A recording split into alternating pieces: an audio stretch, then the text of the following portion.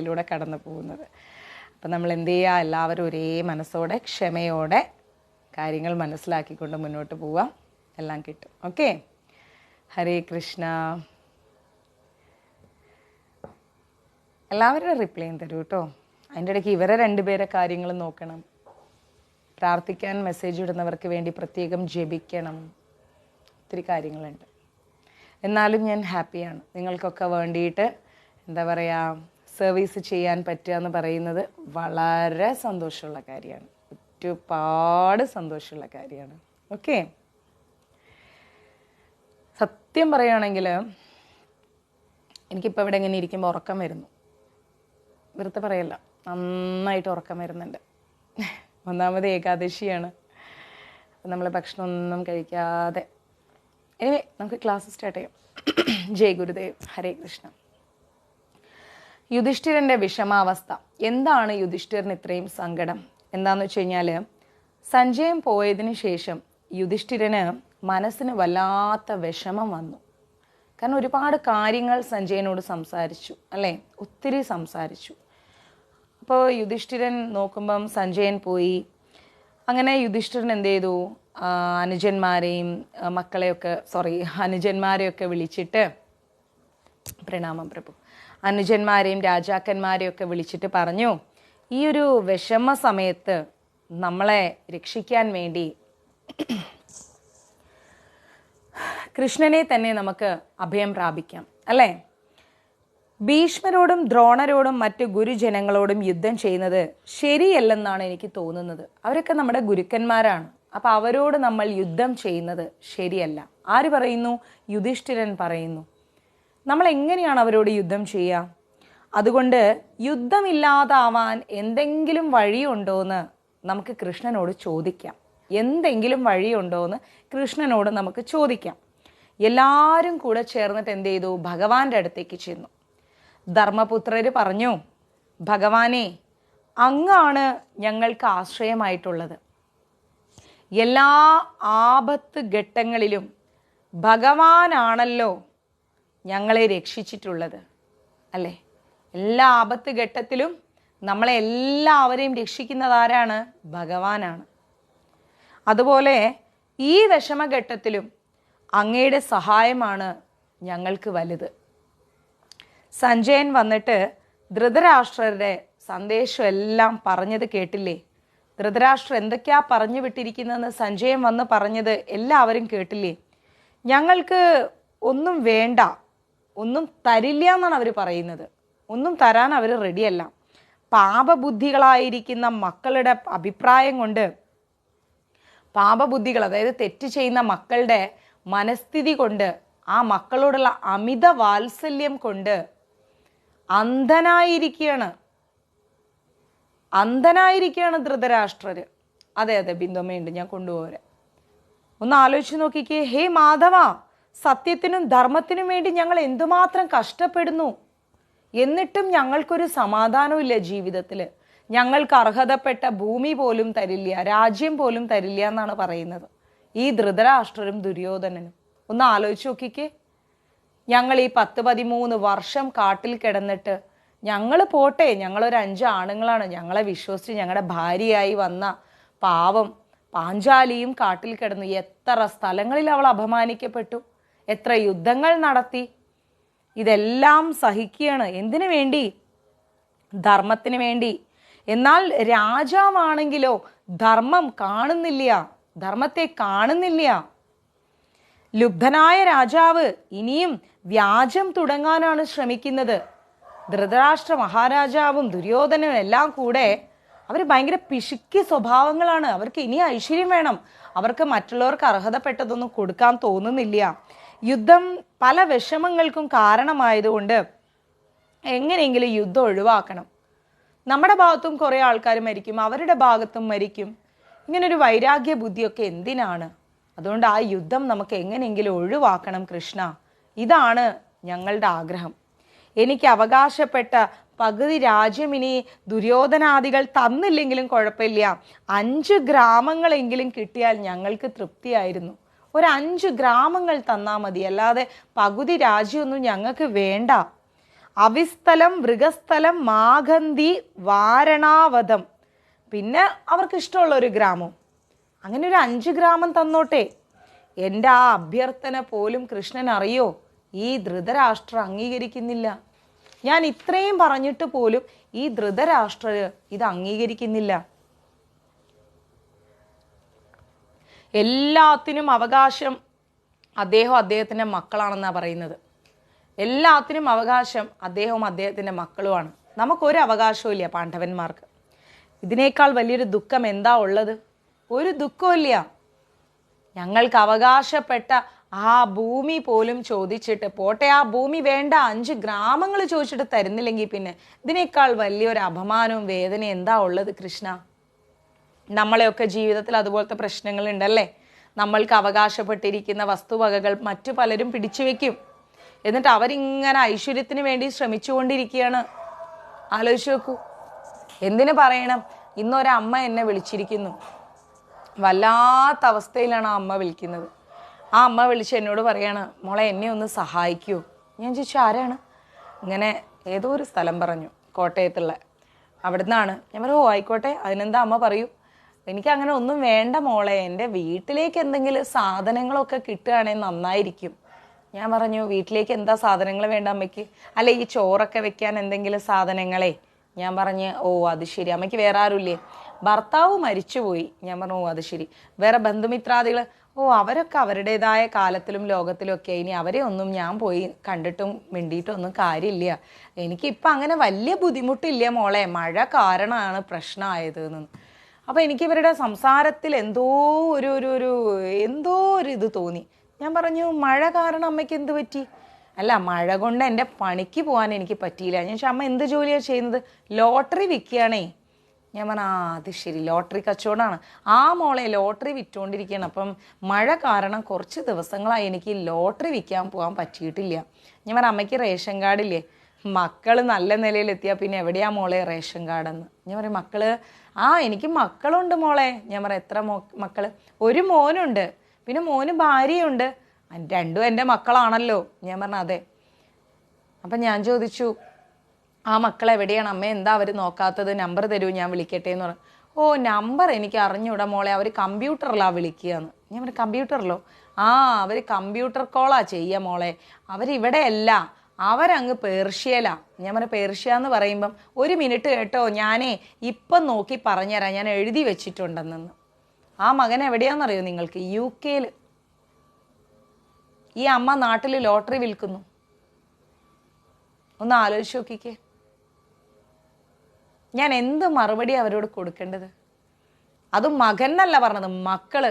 മകൻ്റെ ഭാര്യനെയും ചേർത്ത് പറയണം മക്കളെന്ന്. ഞാൻ ഭയങ്കര ഡെസ്പായിപ്പോയി. അതിപ്പോഴും എൻ്റെ മനസ്സിന്ന് പോയിട്ടില്ല. ഞാൻ പറഞ്ഞു അമ്മ വിഷമിക്കാതിരിക്കും, അമ്മയ്ക്ക് വേണ്ടത് ഞാൻ എത്തിച്ചുതരാം, ഞാൻ വരും അമ്മയെ കാണാൻ, അമ്മ വിഷമിക്കണ്ടെന്ന് പറഞ്ഞു. എന്നിട്ട് അവർ ഫോൺ വെക്കാൻ നേരം ഒരു കാര്യം കൂടെ പറഞ്ഞു. മോളെ ഞാനേ മോൻ്റെയും മോളുടെയും അവരുടെ കൊച്ചിൻ്റെയും പേരും നാളും പറഞ്ഞു തരാം, മക്കൾ അവർക്ക് വേണ്ടി ഒന്ന് പ്രാർത്ഥിക്കണേ. ഞാൻ ഈ യൂട്യൂബിലാണ് ഇതൊക്കെ കാണുന്നത്, മോള് പ്രാർത്ഥിച്ചാൽ വേഗം ഭഗവാൻ കേൾക്കുന്നതാണ് ഞങ്ങൾക്ക് മനസ്സിലായത് ഇത് കണ്ടപ്പോൾ. മോളൊന്ന് പ്രാർത്ഥിക്കണേ, എൻ്റെ മോനും എൻ്റെ മോക്കും എൻ്റെ കൊച്ചുമോനും വേണ്ടി ഒന്ന് പ്രാർത്ഥിക്കണേ എന്ന്. സത്യം പറയാലോ, ഞാൻ ഇന്ന് ഈ ക്ലാസ് എടുക്കാൻ വന്നിരുന്നത് ഞാൻ ഭയങ്കര ഡെസ്പാണ്. ഞാൻ ഇന്ന് വൈകിട്ട് പ്രാർത്ഥിക്കാൻ ഇരുന്നിട്ട് ഭഗവാന്റെ മുമ്പിൽ ഞാൻ കുറേ കരഞ്ഞു. കാരണം ഞാൻ ഈ ഇരിക്കുന്ന സ്ഥാനത്തിരിക്കുമ്പോഴേ ഓരോരുത്തരുടെ ജീവിതകഥ നമുക്ക് മനസ്സിലാവും. ഇതൊക്കെ കേട്ടിട്ട് മൈൻഡ് ആകെ അപ്സെറ്റായിരിക്കുകയാണ്. അപ്സെറ്റായെന്ന് പറഞ്ഞു കഴിഞ്ഞാൽ എന്താ പറയുക, എന്തൊരു ജീവിതമാണ് ഓരോരുത്തർ ജീവിക്കുന്നതെന്ന് ആലോചിച്ചിട്ട് ശരിക്കും നമ്മുടെ നെഞ്ച് തകരും. കാരണം ഞാനും ഒരു അമ്മയല്ലേ, ഒന്ന് ചിന്തിച്ചു നോക്കിക്കേ. അവർ പറയാണ് ഒന്ന് പ്രാർത്ഥിക്കണേന്ന്. ഇത് വല്ലതും ആ മനുഷ്യൻ കേൾക്കുന്നുണ്ടോ? അവരുടെ ഭാര്യ കേൾക്കുന്നുണ്ടോ? ആ കൊച്ചു കേൾക്കുന്നുണ്ടോ? ആ സ്ത്രീ ലോട്ടറി വിൽക്കാൻ പോകാൻ പറ്റാണ്ട്. ഞാൻ പറഞ്ഞു അമ്മ വിഷമിക്കേണ്ട, അമ്മ വിഷമിക്കാതിരിക്കൂ, അമ്മയ്ക്ക് വേണ്ടത് ഞാൻ എത്തിച്ചുതരാം, അമ്മയെ തിരിഞ്ഞു നോക്കാത്ത മക്കളെയൊന്നും അമ്മ തിരിഞ്ഞു നോക്കണ്ട, മഞ്ജരീസ് ഇപ്പുറത്തുണ്ട്, അമ്മ പട്ടിണിയാവില്ല പോരെയെന്ന് വെച്ചു. ഓ മതി മോളെ, മതി മതി. വീണ്ടും അവർ പറയുന്ന പല്ലവി എന്താ പറയും, മോളെ പ്രാർത്ഥിക്കാൻ മറന്നേക്കല്ലേ. ഞാൻ പറഞ്ഞു, ഓ ഇല്ല പ്രാർത്ഥിക്കാം അമ്മയെന്ന് പറഞ്ഞു. ഇതാണ് മാതൃഹൃദയം. ചിന്തിച്ചു നോക്കണം, ഇതാണ് മാതൃഹൃദയം. ഇങ്ങനെയുള്ള എന്താ പറയാ, തീർച്ചയായിട്ടും നമ്മൾ ചേർത്ത് പിടിക്കില്ലേ അമ്മേ. ഇങ്ങനെയുള്ള അമ്മമാരെയൊക്കെ എങ്ങനെയാ ഇവർക്ക് ഉപേക്ഷിക്കാൻ തോന്നുന്നത്, അല്ലെ തിരിഞ്ഞു നോക്കാതിരിക്കുന്നത്. മകൻ വരുമ്പോ താമസിക്കുന്ന ഭാര്യ വീട്ടില് ആലോചിച്ച് നോക്കണം. വല്ലാത്ത എന്താ പറയാ, എനിക്ക് എന്താ പറയണ്ടേന്ന് അറിയില്ല. നമ്മുടെ സത്വഗുണം പോയിട്ടേ രജോ ഗുണം തമോ ഗുണമൊക്കെ വരും. അവരെയൊക്കെ കണ്ണിന്റെ മുമ്പിൽ കണ്ടിട്ടുണ്ടെങ്കിൽ അത്രയ്ക്ക് നമുക്ക് അങ്ങോട്ട് മനസ്സ് പിടിച്ചാൽ കിട്ടില്ല. ഡീറ്റെയിൽസ് ഞാൻ നോക്കണം മാതാജി, ഞാൻ എഴുതി വെച്ചിട്ടുണ്ട്, കുറേ എഴുതി വെച്ചിട്ടുണ്ട് ഇതുപോലെയുള്ള പല പല കേസുകൾ. അവരെല്ലാം സഹായിക്കണം, അവർക്കെല്ലാം വേണ്ടത് എത്തിച്ചു കൊടുക്കണം. അവരൊന്നും പട്ടിണി കിടക്കാൻ പാടില്ല. ഇതാണ് മഞ്ജരീസിന്റെ ലക്ഷ്യം, ഇതിനാണ് മഞ്ജരീസ് പ്രവർത്തിച്ചു കൊണ്ടിരിക്കുന്നത്. മനസ്സിലായില്ലേ? അതുകൊണ്ട് നമ്മൾ മനസ്സിലാക്കണം, എന്താ പറയാ, ഈ ലോകം എന്ന് പറഞ്ഞു കഴിഞ്ഞാൽ ഇങ്ങനെയാണ്. ഭയങ്കര മോശമാണ് ഈ ലോകം. ആ ലോകത്തില് നമ്മൾ ചിന്തിക്കേണ്ടത് എന്താ അറിയോ, നമ്മളോട് വേണ്ടപ്പെട്ട് നിൽക്കുന്ന വ്യക്തിത്വങ്ങളെ നമ്മൾ സഹായിക്കുക, നമ്മൾ സ്നേഹിക്കുക, നമ്മൾ ചേർത്ത് പിടിക്കുക. അല്ലാതെ നമ്മൾ ഒറ്റപ്പെടുത്തുകയല്ല ചെയ്യേണ്ടത്. ഒരുപാട് പേരുണ്ട് ഇങ്ങനെ, ഒത്തിരി പേരുണ്ട്.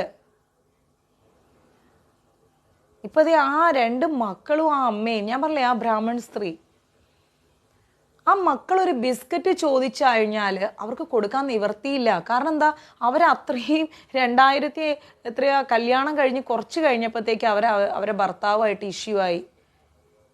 എന്തോ ആവട്ടെ, ഭർത്താവ് ഒട്ടും സഹിക്കാൻ പറ്റാത്ത നിലയിലെത്തിയപ്പോൾ ആ പാവ 2 മക്കളെയും കൊണ്ട് സ്വന്തം വീട്ടിലേക്ക് വന്നു.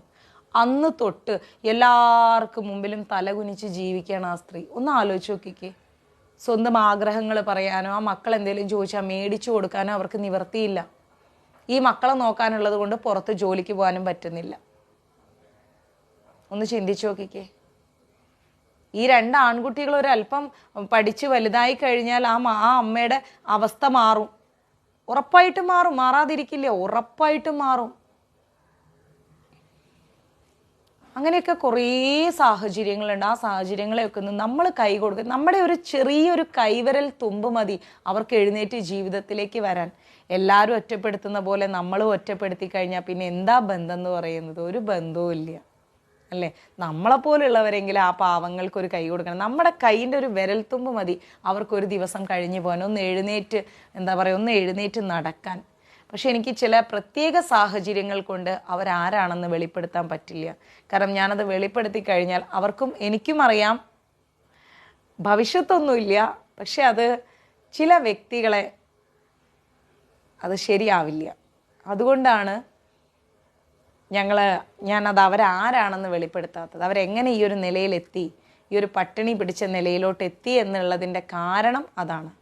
അപ്പം അതുകൊണ്ട് തന്നെ തൽക്കാലം നമുക്കവരെ സഹായിക്കാം. അവർ നമ്മുടെ ലൈവ് കണ്ടുകൊണ്ടിരിക്കുന്നുണ്ട്, സഹായിക്കാം, അവരെ ചേർത്ത് പിടിക്കാം. വൈകാതെ അവരെ ഞാൻ ലൈവിൽ കാണിച്ചു തരും, ഉറപ്പായിട്ടും കാണിച്ചു തരും, നിശ്ചയമായിട്ടും കാണിച്ചു തരും, വൈകാതെ കാണിച്ചു തരും. ഓക്കെ, അപ്പം അതുകൊണ്ട് തന്നെ ചേർത്ത് പിടിക്കുക. ക്ലിയർ? പിന്നെ പരദ്രവ്യത്തിൽ ആഗ്രഹം വന്നു കഴിഞ്ഞാൽ ആ ലോഭം പ്രജ്ഞയെ നശിപ്പിക്കും. നമ്മൾക്ക് ഒരുപാട് സ്വത്തിൻ്റെ മുകളിൽ ആഗ്രഹം വന്നു കഴിഞ്ഞാലേ നമ്മുടെ ആ ജീവിതം എന്ന് പറയുന്നത് നശിച്ചു പോവും. നമ്മൾക്കൊരു ആധ്യാത്മിക ഗുണങ്ങളും ഇല്ലാത്തവരായി പോവും. നമ്മൾ സമസ്തവും നശിച്ചു പോവും. പ്രജ്ഞ നശിച്ചാൽ നാണം കെട്ടുപോവും, ഇല്ലേ? അന്തസ്സും അഭിമാനവും ഇല്ലാത്തൊരു വ്യക്തി എന്തിന് ജീവിക്കുകയാണ്? ചിന്തിച്ചു നോക്കിക്കേ. നാണം കെട്ടാൽ ധർമ്മം നശിക്കും. നാണം ഇല്ലാത്തവൻ എന്തും ചെയ്യും, എന്തും പറയും, എങ്ങനെയും നിൽക്കും. അവിടെ ആ വ്യക്തി ധർമ്മമൊന്നും നോക്കില്ല. നാണോ അഭിമാനോ ഇല്ലെങ്കിൽ പിന്നെ ധർമ്മമൊക്കെ ആര് നോക്കാൻ? ധർമ്മം ഇല്ലെങ്കിൽ ധനക്ഷയം സംഭവിക്കും. ഒരു വ്യക്തിക്ക് ധർമ്മം ഇല്ല എങ്കിൽ ആ വ്യക്തി നശിച്ചു പോവും. കാരണം എന്താ? ധർമ്മം എന്ന് പറയുന്നത് ഗുരുവായൂരപ്പനാണ്. ധർമ്മം ഇല്ലെങ്കിൽ ധനമില്ല. ധനം എന്ന് പറയുന്നത് മഹാലക്ഷ്മിയാണ്. ഗുരുവായൂരപ്പൻ്റെ വക്ഷസ്ഥാനത്തിരിക്കുന്ന മഹാലക്ഷ്മി എന്താവും? ധർമ്മം ഇല്ലെങ്കിൽ ആ മഹാലക്ഷ്മി ഇറങ്ങിപ്പോവും, ഉറപ്പായിട്ട് ഇറങ്ങിപ്പോവും, യാതൊരു സംശയവും ഇല്ല. ആരധർമ്മം പ്രവർത്തിച്ചാലും ശരി, അവരിൽ നിന്ന് മഹാലക്ഷ്മി ഇറങ്ങിപ്പോവും. അതുകൊണ്ട് നമ്മൾ ഒരിക്കലും അധർമ്മം പ്രവർത്തിക്കരുത്. ധനം നശിച്ചാൽ പുരുഷൻ തന്നെ കെട്ടവനായി. പണം ഇല്ലെങ്കിൽ പിന്നെ ഒരു പുരുഷനാന്ന് പറഞ്ഞ് നടന്നിട്ടും കാര്യമില്ല, ഒരു സ്ത്രീ എന്ന് പറഞ്ഞ് നടന്നിട്ടും കാര്യമില്ല, ഒന്നും കാര്യമില്ല. ഇന്നത്തെ കാലത്ത് പണമാണ് മനുഷ്യനെ ഓരോ സ്ഥാനങ്ങൾ കൊടുക്കുന്നത്. മനസ്സിലായില്ലേ? പണമാണ് ഒരു മനുഷ്യന് സമൂഹത്തിൽ സ്ഥാനമാനങ്ങൾ കൊടുക്കുന്നത്. ധനമില്ലാത്തവൻ മൃതപ്രായനാണ്, മരിച്ചതിന് തുല്യമാണ് പണം ഇല്ലെങ്കിൽ. നമുക്കതിന് കോടികളും ലക്ഷങ്ങളും അങ്ങനൊന്നും വേണ്ട. നമുക്ക് അന്നന്ന് നമ്മൾ പട്ടിണി കൂടാതെ ജീവിച്ചു പോകാനുള്ളത് മതി. അമിത ആഗ്രഹങ്ങളൊന്നും നമ്മൾ വെക്കേണ്ട. നമുക്ക് വളരെ കുറച്ച്, നമ്മൾ പട്ടിണി കിടക്കരുത്, വസ്ത്രമില്ലാതിരിക്കരുത്, അത്രയും മതി. ബാക്കിയൊക്കെ ഭഗവാൻ നമുക്ക് തരേണ്ട സമയത്ത് തന്നോളും. നമ്മളതില്ലാത്തതിൻ്റെ പേരിൽ എവിടെ അപമാനിക്കപ്പെടണ്ട. നിങ്ങൾ തന്നെ നിങ്ങളോട് സ്വയം ചോദിച്ചു നോക്കൂ, നിങ്ങൾ എത്ര സ്ഥലത്ത് തലകുനിച്ചിട്ടുണ്ട് പണം ഇല്ലാണ്ട്? ആലോചിച്ച് നോക്കിക്കേ. എത്ര ബന്ധുമിത്രാദികളുടെ അവജ്ഞയോടുള്ള മുഖം നിങ്ങൾ കണ്ടിട്ടുണ്ട്? ഒന്നും വേണ്ട, കഴുത്തിൽ റോൾഡ് ഗോൾഡ് ഇട്ടൊന്ന് പോയി നോക്കിക്കേ നിങ്ങളുടെ ബന്ധുമിത്രാദികളുടെ അടുത്ത്. വളരെ സിമ്പിളാണ്. നിങ്ങളുടെ സ്വർണ്ണമാല കൊണ്ടുപോയി ഒന്ന് പണയപ്പെടുത്തിയിട്ട് റോൾഡിൻ്റെ ഒരു മാല ഇട്ടിട്ട് നിങ്ങളൊന്ന് നിങ്ങളുടെ എന്താ പറയുക ബന്ധുമിത്രാദികളുടെ അടുത്ത് പോയി നോക്കിക്കേ. ആദ്യം നോക്കൽ നിങ്ങളുടെ കഴുത്തിലേക്കായിരിക്കും, സ്വർണമാണോ റോൾഡാണോ എന്നൊന്ന്. അത് റോൾഡാണെന്ന് കണ്ടു കഴിഞ്ഞാൽ അവിടെ ഒരു വിലയില്ല നിങ്ങൾക്ക്. അതേസമയം നിങ്ങളൊരു 5 പവൻ്റെ മേലോട്ടുള്ളൊരു മാല ഇട്ടിട്ട് നിങ്ങൾ നിങ്ങളുടെ ഏതെങ്കിലും ഒരു ബന്ധുമിത്രാദികളുടെ അടുത്ത് പോയി നോക്കിക്കേ, നിങ്ങൾക്ക് ഭയങ്കര വിലയായിരിക്കും, ഭയങ്കര വിലയായിരിക്കും നിങ്ങൾക്ക്. നിങ്ങളൊരു 2000 രൂപയിൽ കൂടുതൽ വലിയ വിലയുള്ളൊരു സാരി എടുത്ത് നോക്കിക്കേ. ആ സാരി കാണുമ്പോഴേക്ക് തന്നെ എവിടെ എത്തിപ്പോയി, സാരി കണ്ടില്ലേ? ആ രീതിയിലായി സംസാരം. പുരുഷനാണെങ്കിൽ നല്ലൊരു വണ്ടി എടുത്ത് കയ്യിലൊരു ബ്രേസ്ലെറ്റൊക്കെ ഇട്ടിട്ട് ഒരു മോതിരമൊക്കെ ഇട്ട് കഴുത്തിൻ്റെ 2 ഷർട്ടിൻ്റെ ബട്ടണൊക്കെ ഊരിയിട്ടിട്ട് ഒരു മാലയൊക്കെ ഇട്ടിട്ട് അങ്ങ് ചെന്ന് നോക്കിക്കേ, അവന് രാജകീയമായ സീറ്റാണ് സുഹൃത്തുക്കളുടെ ഇടയിലും ബന്ധുമിത്രാദികളുടെ ഇടയിലൊക്കെ. എന്നാൽ അവനൊന്നും ഇല്ലാണ്ട് വല്ലവൻ്റെ വണ്ടീൻ്റെ പിന്നിൽ കയറിയിട്ട് സാധാ ഒരു ഷർട്ടും സാധാ ഒരു മുണ്ടും എടുത്ത് പോയി നോക്കിക്കേ, എന്തേ? ഇതേ ഉണ്ടാവുള്ളൂ, ആ ചോദ്യമേ ഉണ്ടാവൂ. അതിൻ്റെ അപ്പുറത്തേക്കൊരു ചോദ്യം പ്രതീക്ഷിക്കേണ്ട. ഒരു ചായ വേണമെന്ന് പോലും ചോദിക്കാൻ ആൾക്കാരെ അറയ്ക്കും. അതേസമയം ഗംഭീരമായിട്ടുള്ള വസ്ത്രവേഷഭൂഷാദികളോടാണ് പോകുന്നതെങ്കിൽ ചായയല്ല, നമുക്ക് വലിയ ബൊഫറ്റ് തന്നെ തരും. ഇതാണ് മനുഷ്യജീവിതം, ഇതാണ് ഇന്നത്തെ കാലഘട്ടം. അപ്പം ഇതിൽ നിന്നൊക്കെ വ്യത്യസ്തമായിട്ടാണ് നമ്മൾ ജീവിക്കേണ്ടത്, അല്ലേ? നമ്മൾ ഇതിൽ നിന്നൊക്കെ വ്യത്യസ്തമായി ജീവിക്കണം. അല്ലെങ്കിൽ എന്തുണ്ടാവും? നമ്മളുടെ ജീവിതം പാഴായിപ്പോവും, നമ്മുടെ ജീവിതം പാഴായിപ്പോവും. അതുകൊണ്ടാണ് ഞാൻ എല്ലാ ക്ലാസ്സിലും പറയുന്നത്, അമിതമായിട്ട് ഒരു ബന്ധുമിത്രാദികളുടെ മേലെയും നമ്മൾ കുതിര കയറാൻ പോകണ്ട. ചില ആൾക്കാർ സംസാരിക്കുമ്പോൾ പറയാറുണ്ട്, കുറ്റിയിട്ടേ കേട്ടോ, ചില ആൾക്കാർ സംസാരിക്കുമ്പോൾ പറയാറുണ്ട്, എൻ്റെ അച്ഛൻ ഇന്ന ജോലിയിലാണ്, എൻ്റെ അച്ഛൻ്റെ അച്ഛൻ ഇങ്ങനെയാണ്, എൻ്റെ അച്ഛൻ്റെ എന്താ പറയുക ചെരുപ്പ് പോലും ആൾക്കാർ നോക്കും, എൻ്റെ അച്ഛൻ്റെ 2 അനിയന്മാരും ഇങ്ങനെയാണ്, എൻ്റെ അമ്മയുടെ ആങ്ങളമാരും ഇങ്ങനെയാണ്, എല്ലാവരും കൊമ്പത്ത്. എന്നാൽ താൻ എങ്ങനെയാ? അല്ല, എനിക്കിപ്പോൾ കുറച്ച് ബുദ്ധിമുട്ടാണ് ജോലിയുടെ, ഹരേകൃഷ്ണ അമ്മേ, ജോലിയുടെ ചെറിയൊരു പ്രയാസം, അല്ലെങ്കിൽ അദ്ദേഹം വെള്ളമടിച്ചിട്ട് ഇപ്പം പറ്റുന്നില്ല, അതുകൊണ്ട് ഈ പറയുന്ന വലിയ വലിയ ആൾക്കാരൊക്കെ എവിടെ പോയാൽ അവരാരും നമ്മളുമായിട്ട് അത്ര നല്ല ടേംസിലല്ല. കാരണം എന്താ? നമ്മുടെ കയ്യിൽ പണമില്ല. നമ്മുടെ കയ്യിൽ പണമുണ്ട്, നല്ലൊരു വീടുണ്ടെങ്കിൽ. ഞാൻ ചോദിക്കട്ടെ, ഈ ജപ്തിയാവുന്ന പല ആളുകളുണ്ട്, വീട് ജപ്തിയാവുന്ന നിലയ്ക്ക് വരുന്ന പല ആൾക്കാരുണ്ട്. ഈ പല ആൾക്കാരും സ്വയം ഭൂമിയിലുണ്ടായതാണ്, അവർക്ക് ബന്ധുമിത്രാദികളില്ലേ? എന്തേ അവരൊന്നും സഹായിക്കുന്നില്ല? ആപത്തിൽ സഹായിക്കാത്ത വ്യക്തികളെ ചേർത്ത് പിടിക്കേണ്ട കാര്യം നമുക്കും ഇല്ല. പക്ഷെ ഇന്നത്തെ നമ്മുടെ പ്രയാസങ്ങളും ദുരവസ്ഥകളൊക്കെ മാറാതിരിക്കില്ല, ഉറപ്പായിട്ടും മാറും, 100% മാറും, യാതൊരു സംശയവും ഇല്ല. ഞാൻ പണ്ട് EVM മാരുതി എന്ന് പറയുന്നൊരു ഷോറൂമുണ്ട് എറണാകുളം മരടിൽ. ഇന്ന് EVM വോൾസ് വാഗനാണ്. അവിടെ CRM ആയിട്ട് ഞാൻ ജോലി ചെയ്യുന്ന സമയത്തേ അവിടെ സെയിൽസ് എക്സിക്യൂട്ടീവായിട്ട് ഒരു പയ്യൻ വന്നു, തലയോലപ്പറമ്പുള്ള ഒരു പയ്യൻ, പേര് പറയുന്നില്ല. നല്ല ഫ്രണ്ട്സായി ഞങ്ങൾ. നല്ല ഫ്രണ്ട്സ് പറഞ്ഞാൽ ഗംഭീര കട്ട ഫ്രണ്ട്സാണ്. ഉച്ചയാകുമ്പോൾ എന്നോട് എടാ നീ ചോറ് കഴിച്ചില്ലേ? ഞാൻ പറഞ്ഞു കഴിക്കണോടാ എന്നും പറഞ്ഞിട്ട് ഞങ്ങളൊരു 5-6 പേരുണ്ട്. ഞാൻ പറഞ്ഞു ഒരു ചോറ് മേടിച്ചിട്ട് വരുവാടാ, എനിക്കൊന്നും പറ്റിയില്ല ഉണ്ടാക്കാൻ എന്നൊക്കെ പറഞ്ഞു. സഞ്ജുട്ടൻ ചെറുതാണ്, അവനെ ഡേ കയറി വിടണം, അങ്ങനെയൊക്കെ ആയിരുന്നു നമ്മുടെ ലൈഫ്. അങ്ങനെ ലഞ്ചൊക്കെ പാർസൽ മേടിച്ചുകൊണ്ട് വരും. ഞങ്ങൾ 4-5 പേര് ഒരുമിച്ചിരുന്ന് കഴിക്കും. അന്ന് ശമ്പളം എന്ന് പറഞ്ഞാൽ ഒരു 7,000-7,500 രൂപ, അതൊക്കെയാണ് അന്നത്തെ സാലറി 2007.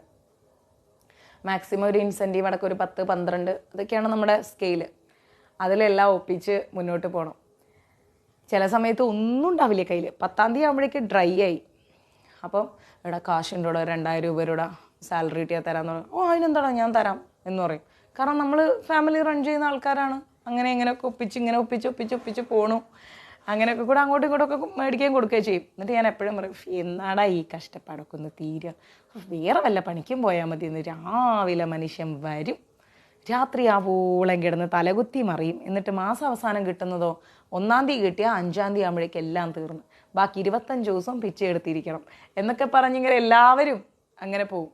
പിന്നെ കുറച്ച് നാൾ കഴിഞ്ഞ് ഞാൻ നേരെ സിംഗപ്പൂരിലേക്ക് പോയി. അവിടെ CRM ആയിട്ടൊക്കെ വർക്ക് ചെയ്ത് മിറ്റ്സുബിഷിയിൽ. അത് കഴിഞ്ഞ് ഞാൻ തിരിച്ചൊക്കെ വന്ന് കോഴിക്കോട് ഞാൻ ബിസിനസ്സൊക്കെ തുടങ്ങി. എങ്ങനെയോ ഓട്ടോമാറ്റിക്കലി ചാനലിലേക്കൊക്കെ എത്തി. ചാനലുമായൊക്കെ ബന്ധപ്പെട്ട് പ്രവർത്തിച്ച് ആർട്ടിസ്റ്റായി, ആക്ടിങ് ആയി, അങ്ങനെയൊക്കെ ആയി. ഇപ്പോൾ കുറച്ച് നാൾ മുമ്പേ എനിക്കൊരു പുതിയ പ്രൊജക്റ്റ് വന്നു, മലയാളം പ്രൊജക്റ്റ്.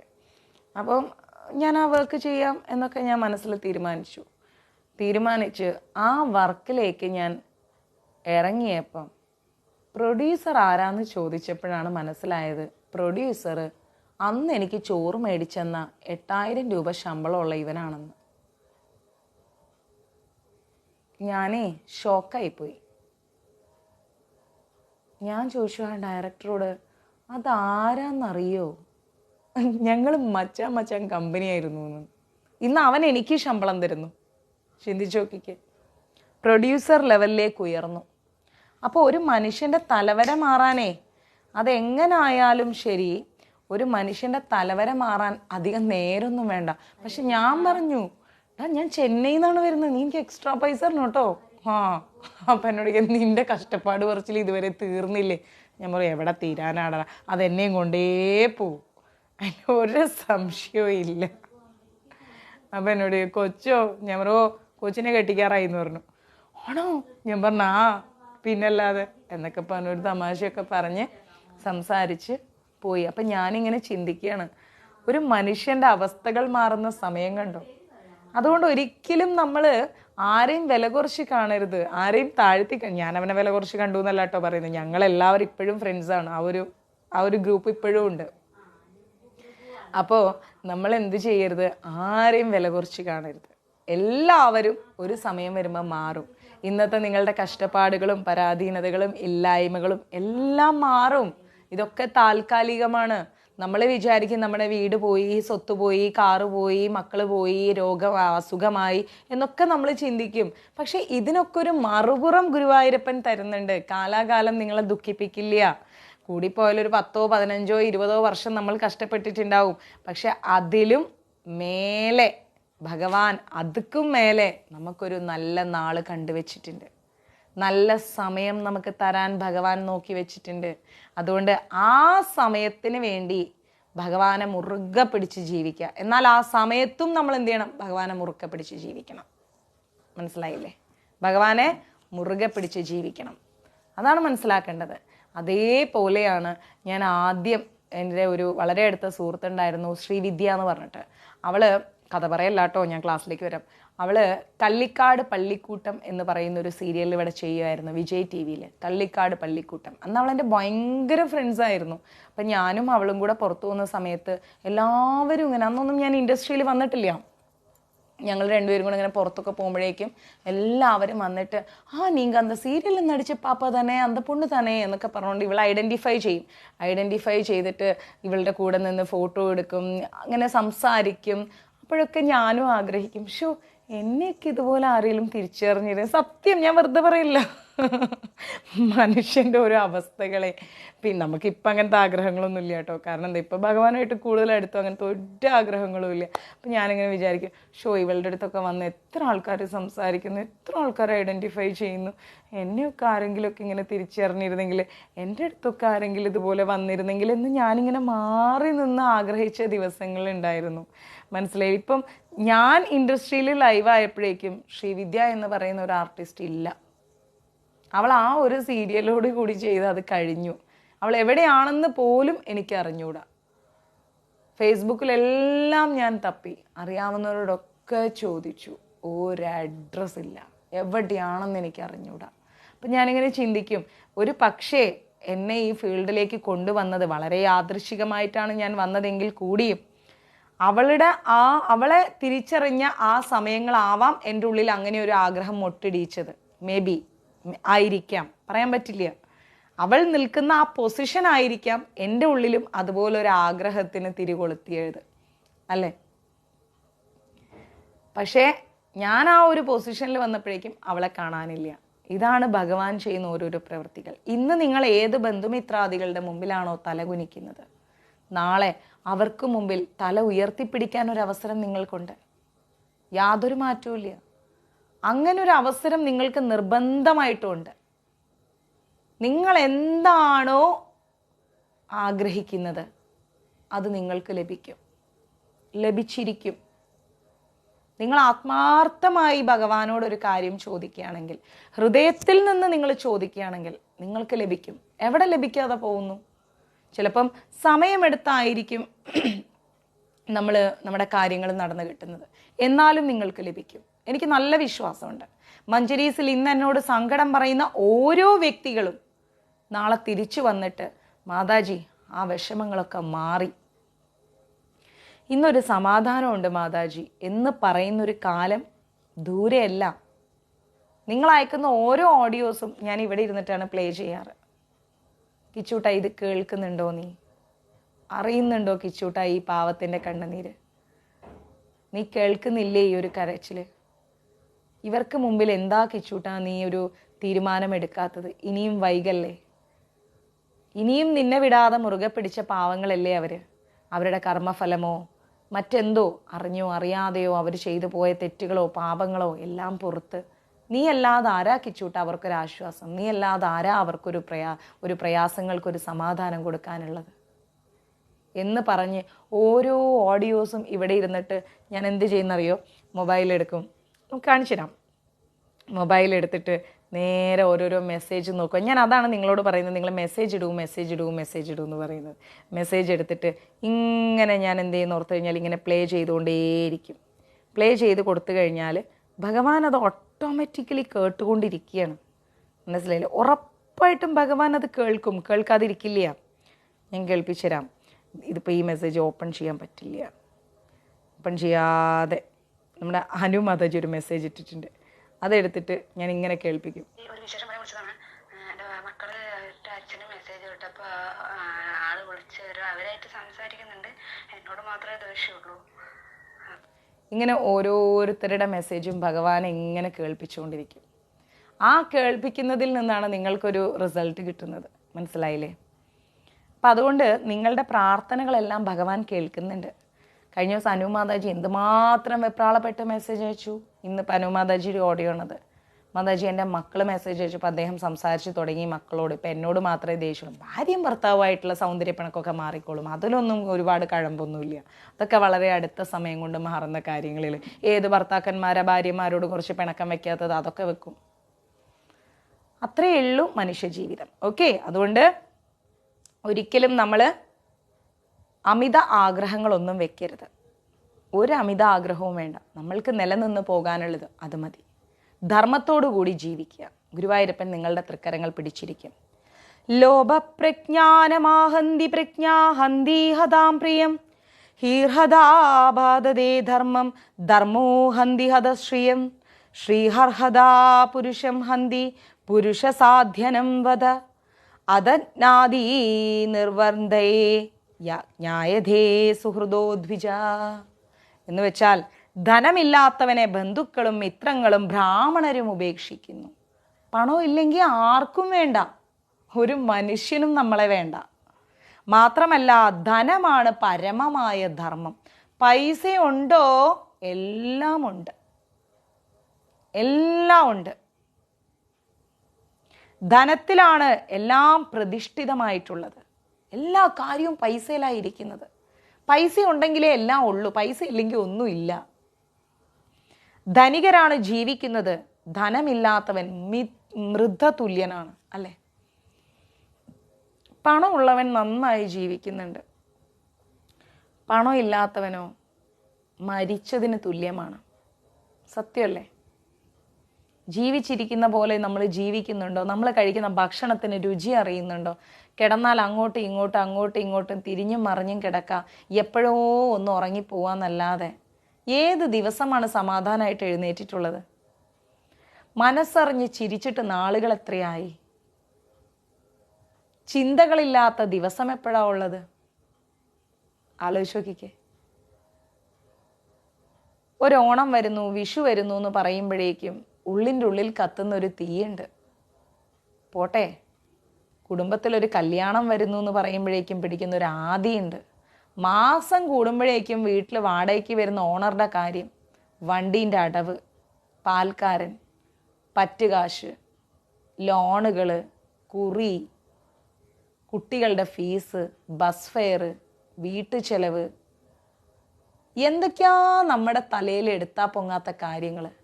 ഇതൊക്കെ കൂടെ നമ്മൾ എങ്ങനെയാണ് താങ്ങുന്നത്? എനിക്കറിഞ്ഞൂടാ. ഇതൊക്കെ എന്തുകൊണ്ട് സംഭവിച്ചു? ഇതിൻ്റെയൊക്കെ തുടക്കം എവിടെയായിരുന്നു? നമ്മൾ ആലോചിക്കണ്ടേ? എന്താണ് ഇതൊക്കെ വരാനുള്ള തുടക്കം? എവിടെയാണ് നമുക്ക് കണക്ക് തെറ്റിപ്പോയത്? നമ്മൾ ആരെയാണ് വിശ്വസിച്ചത്?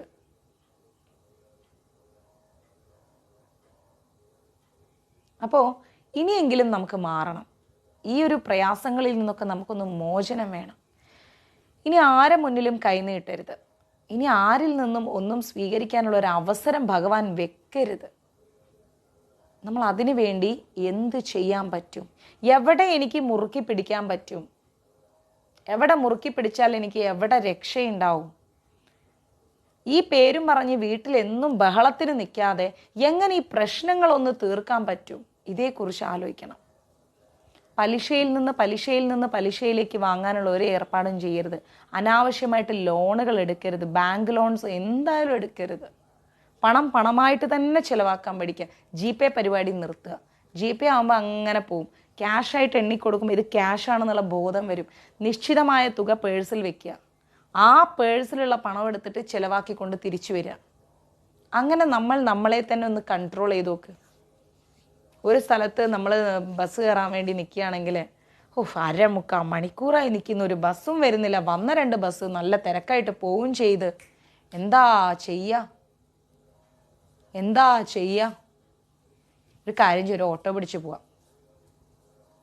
ഒരു ഓട്ടോ പിടിച്ച് പോവാം എന്നും പറഞ്ഞുകൊണ്ട് 20 രൂപയ്ക്ക് പോകേണ്ട സ്ഥലത്തേക്ക് 200 രൂപ ഓട്ടോയ്ക്ക് കൊടുക്കുന്ന എത്ര പേരുണ്ടെന്ന് അറിയാം നമ്മുടെ കൂട്ടത്തിൽ?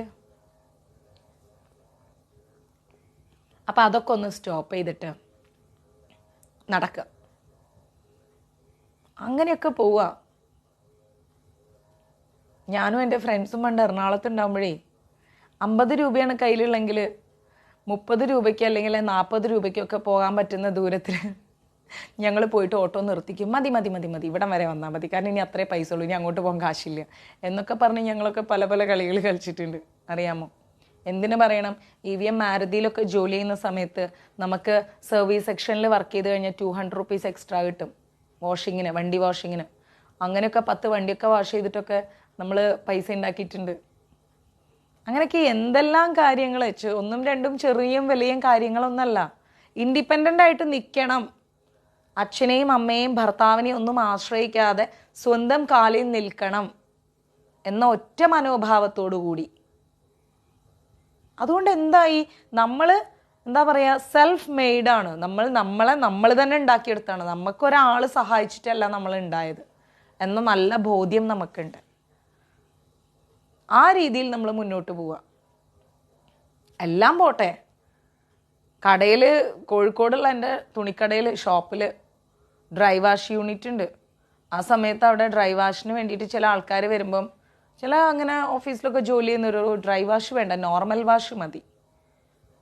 ആ നോർമൽ വാഷിന് തരുന്ന തുണി ഞാൻ കൊണ്ടുപോയി വാഷിംഗ് മെഷീനിലിട്ട് നല്ലോണം കഴുകി വൃത്തിയാക്കി സ്റ്റിഫൻ ഷൈൻ മുക്കി ഹോട്ട് വാട്ടറിൽ കഴുകി എൻ്റെ കൈകൊണ്ട് അയൺ ചെയ്ത് അവരുടെ അണ്ടർവെയർ വരെ, നിങ്ങൾ പറഞ്ഞാൽ വിശ്വസിക്കില്ല, അറിയോ, അണ്ടർവെയർ വരെ കഴുകി വൃത്തിയാക്കി ഉണക്കി പെർഫെക്റ്റ് ആക്കി അയൺ ചെയ്ത് പേപ്പർ വെച്ച് അയൺ ചെയ്ത് തിരിച്ചു കൊണ്ട് കൊടുത്തിട്ടുണ്ട് മലാപ്പറമ്പിൽ.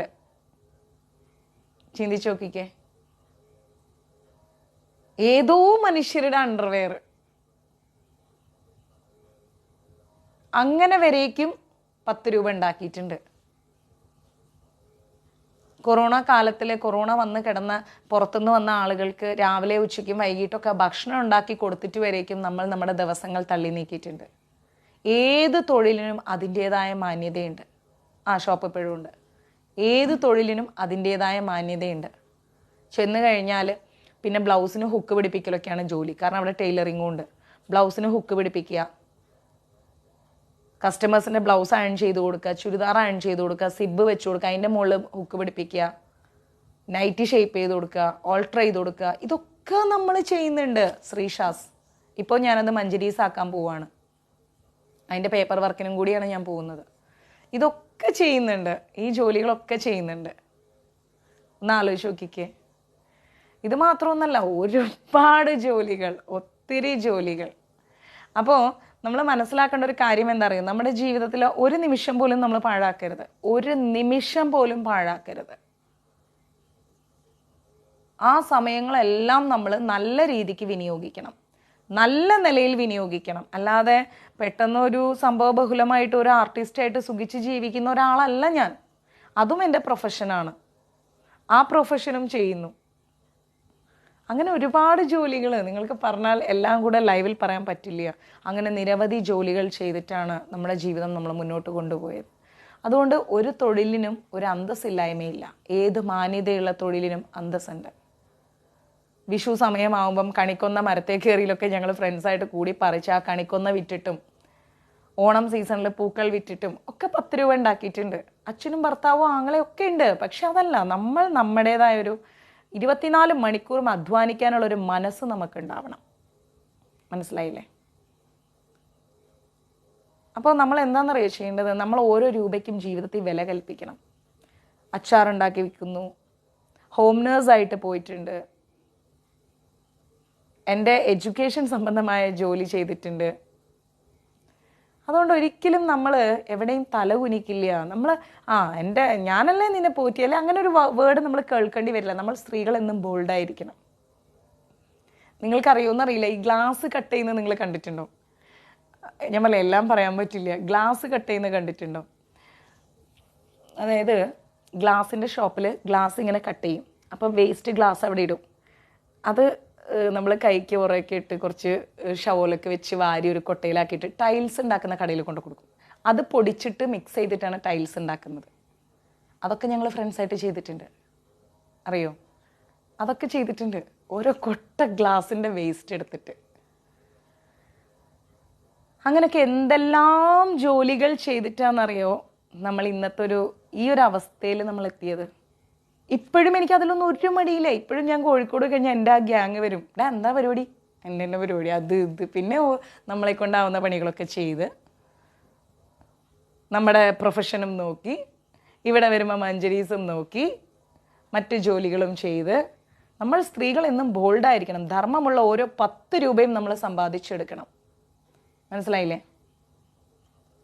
നമ്മളൊരു രൂപ ചെലവാക്കുന്നുണ്ടെങ്കിൽ ആ ചെലവാക്കുന്നത് യാഥാർത്ഥ്യമായ കാര്യത്തിനാണോ എന്ന് ചിന്തിക്കണം. ചിന്തിച്ച് വേണം ചെലവാക്കാൻ. അതുകൊണ്ട് എവിടെയും നമ്മൾ തോറ്റുപോവില്ല. ഒരാളെ കൊണ്ട് നമ്മളെ തോൽപ്പിക്കാനും പറ്റില്ല. നമ്മൾക്കൊരു ധർമ്മം ഉണ്ടെങ്കിൽ ഏതൊരു വ്യക്തി വന്നാലും നമ്മൾ തോറ്റുപോവില്ല.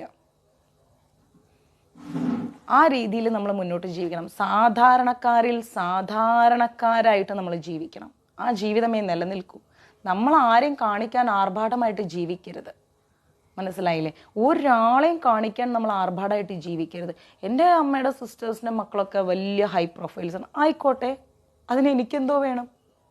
എനിക്ക് എൻ്റെ സാധാരണഗതിയിൽ ജീവിക്കുന്ന കുറച്ച് കൂട്ടുകാരുണ്ട്. അത് കോഴിക്കോടായാലും ശരി, എറണാകുളത്തായാലും ശരി, തിരുവനന്തപുരത്തായാലും ശരി, എവിടെയായാലും ശരി. എനിക്ക് ആ ഫ്രണ്ട്സുമായിട്ട് ഞാൻ അങ്ങനെയാണ് ജീവിച്ചു പോകുന്നത്. എനിക്കത് മതി, ആ ബന്ധങ്ങൾ മതി. എൻ്റെ കുടുംബ ബന്ധങ്ങളെക്കാൾ വലുതാണ് എനിക്കത്.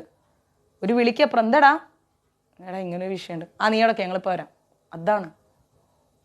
അതേസമയം കുടുംബങ്ങളാണ്, ആണോ നിനക്കങ്ങനെ പറ്റിയാ, ഓ അത് ശരി, എന്നിട്ട് അത് തിരിഞ്ഞെന്ന് പറയും, കണ്ട അങ്ങനെ വേണം. എന്തിനാ ഇങ്ങനത്തെ ആൾക്കാരെ പിന്നാലെ പോകണം? എന്താവശ്യത്തിന് പോണ്? വല്ല കാര്യമുണ്ടോ? എന്തെങ്കിലും കാര്യമുണ്ടോ ഇങ്ങനത്തെ പരിപാടിക്ക് പോകാൻ? അതുകൊണ്ട് നമ്മൾ ഓരോ നിമിഷവും നമ്മുടെ ജീവിതത്തിൽ ഒരു സെക്കൻഡ് നമ്മൾ എങ്ങനെ ചിലവാക്കുന്നു എന്ന് ആലോചിച്ചുകൊണ്ട് നല്ല ബോധത്തോടു കൂടി 10 രൂപ സമ്പാദിച്ച് ആ 10 രൂപ എടുത്തു വെച്ച് ആ 10 രൂപയ്ക്ക് ബഹുമാനം കൽപ്പിച്ചുകൊണ്ട് അനാവശ്യ വസ്ത്രങ്ങൾ വാങ്ങാതെ, അനാവശ്യമായിട്ടുള്ളിടത്ത് കൊണ്ട് കളയാതെ സ്വസ്ഥമായി ജീവിക്കുക, സ്വതന്ത്രമായി ജീവിക്കുക, ആരുടെയും അടിമയായി ജീവിക്കാതിരിക്കുക, സ്വതന്ത്രമായി ജീവിക്കുക. അതിൻ്റെ അർത്ഥം സ്വാതന്ത്ര്യം മിസ്യൂസ് ചെയ്യണം എന്നല്ലാതെ, അങ്ങനെയല്ല. സ്വതന്ത്രമായി ജീവിക്കാൻ ഓർത്തു കഴിഞ്ഞാൽ നമ്മൾ തന്നെ സ്വയം സമ്പാദിച്ച് നമ്മൾ മുന്നോട്ട് പോവുക, അങ്ങനെ ജീവിച്ചു പോവുക. ക്ലിയർ? ധനമാഹു പരം ധർമ്മ ധനേ സർവം പ്രതിഷ്ഠിതം ജീവന്തി ധനിനോ ലോകേ മൃതായേ ത്വദ്വനാനര. എന്താ അത്? അതുകൊണ്ട് രാജ്യം വേണ്ടെന്ന് വെക്കാൻ നിവർത്തിയില്ല. ഞങ്ങൾ രാജ്യഭ്രംശം വന്ന് ഈ നിലയിൽ എത്തിയിരിക്കുന്നത് കാണുന്നില്ലേ? യുധിഷ്ഠിരൻ ചോദിക്കുന്നു കൃഷ്ണനോട്. രാജ്യം വേണ്ടാന്ന് വെക്കുക എന്നുള്ള കാര്യത്തിൽ നിവർത്തിയില്ല, ഞങ്ങൾ വേണ്ടാന്ന് വെക്കില്ല. ഞങ്ങൾ രാജ്യഭ്രംശം, രാജ്യം പോയിട്ടാണ് ഞങ്ങൾ ഇന്ന് ഈ നിലയിൽ നിൽക്കുന്നത്.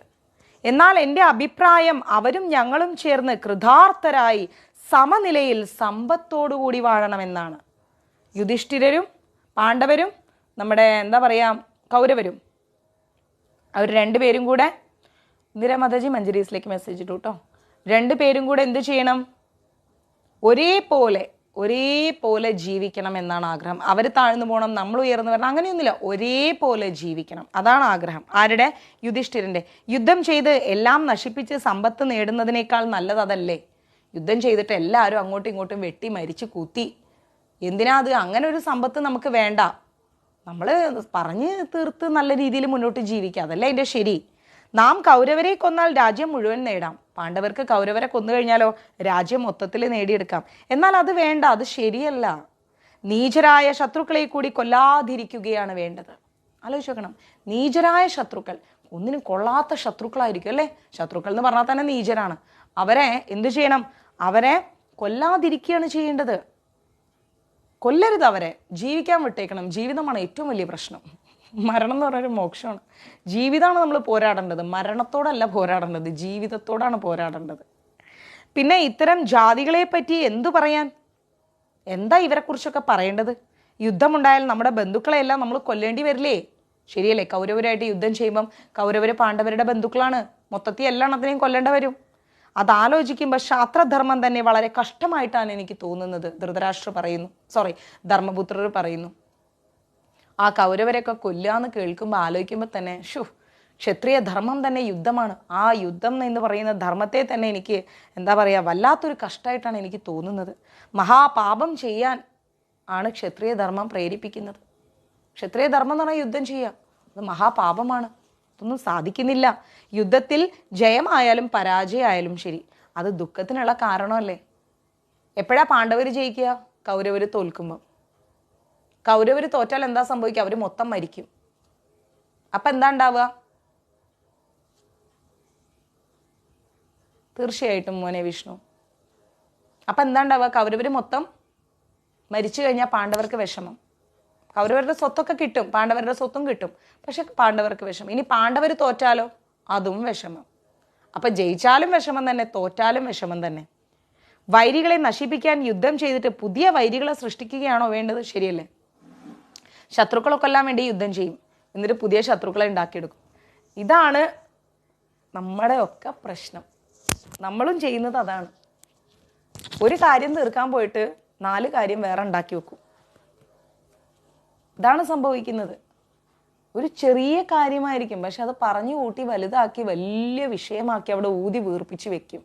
എന്തിന്? വിടേണ്ട കാര്യങ്ങൾ വിട്ടേക്കണം. ചില കാര്യങ്ങൾ നമ്മൾ എന്ത് ചെയ്യണം എന്നറിയോ? സൈലൻ്റ് ആയേ പറ്റൂ. ഞാൻ അങ്ങനെയാണ്.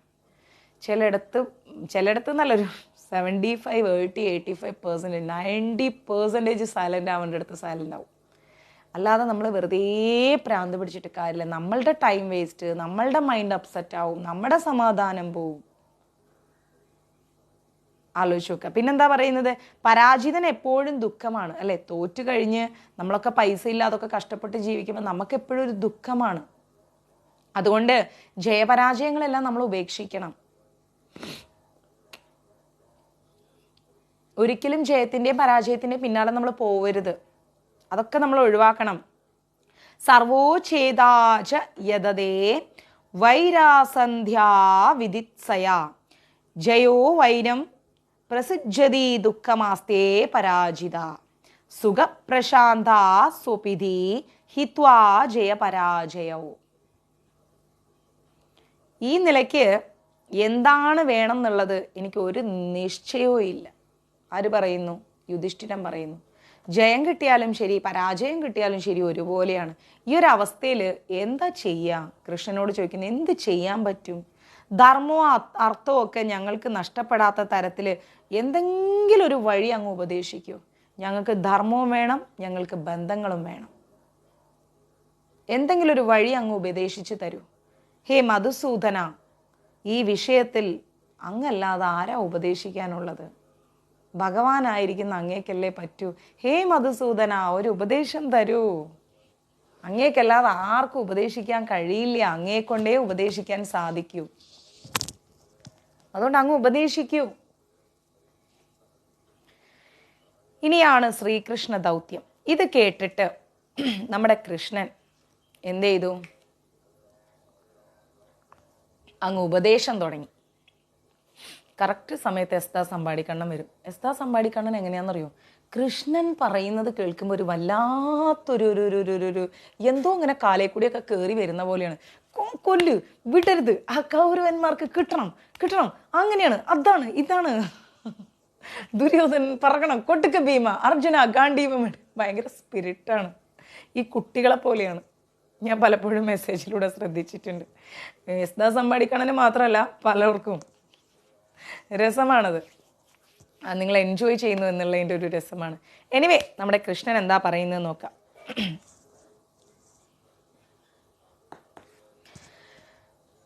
നിങ്ങൾ 2 പേർക്കും നന്മ വരുവാനായി ഞാൻ കൗരവ സഭയിലേക്ക് ഒരു ദൂതനായി പോകാം.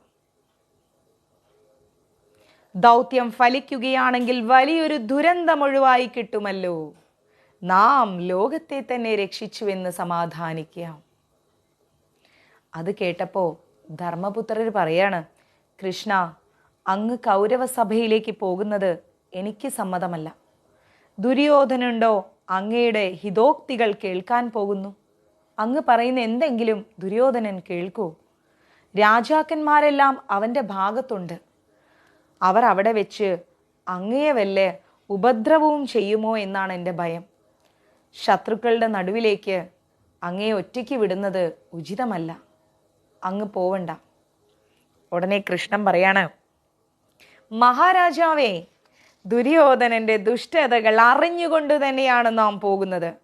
പിന്നീട് ആരും നമ്മെ കുറ്റം പറയരുത്. നാം അങ്ങേയറ്റം ക്ഷമയോടെ പരിശ്രമിച്ച് വിട്ടുവീഴ്ചകൾക്ക് സന്നദ്ധരായി ഗതിമുട്ടിയിട്ടാണ് യുദ്ധത്തിനൊരുങ്ങിയത് എന്നെല്ലാവരും അറിയണം. എനിക്ക് വല്ല ദ്രോഹവും അവർ ചെയ്യുകയാണെങ്കിൽ അവിടെ വെച്ച് ഞാൻ കൗരവ വംശത്തെ മുഴുവൻ ഭസ്മമാക്കും. അതുകൊണ്ട് ഒട്ടും ഭയപ്പെടേണ്ട. ഞാൻ അവിടെ പോയാൽ നമുക്കുണ്ടാവുന്ന അപവാദം ഇല്ലാതാക്കുവാൻ അത് സഹായിക്കും. ഇത് കേട്ടപ്പോൾ നമ്മുടെ ധർമ്മപുത്രർ പറയാണ്, എല്ലാം അങ്ങയുടെ ഇഷ്ടം പോലെ ആവട്ടെ. ഞാൻ അവിടെ പോയിട്ട് സ്വസ്തിമാനായി മടങ്ങി വരിക. അതൊരിക്കലും നടക്കില്ല.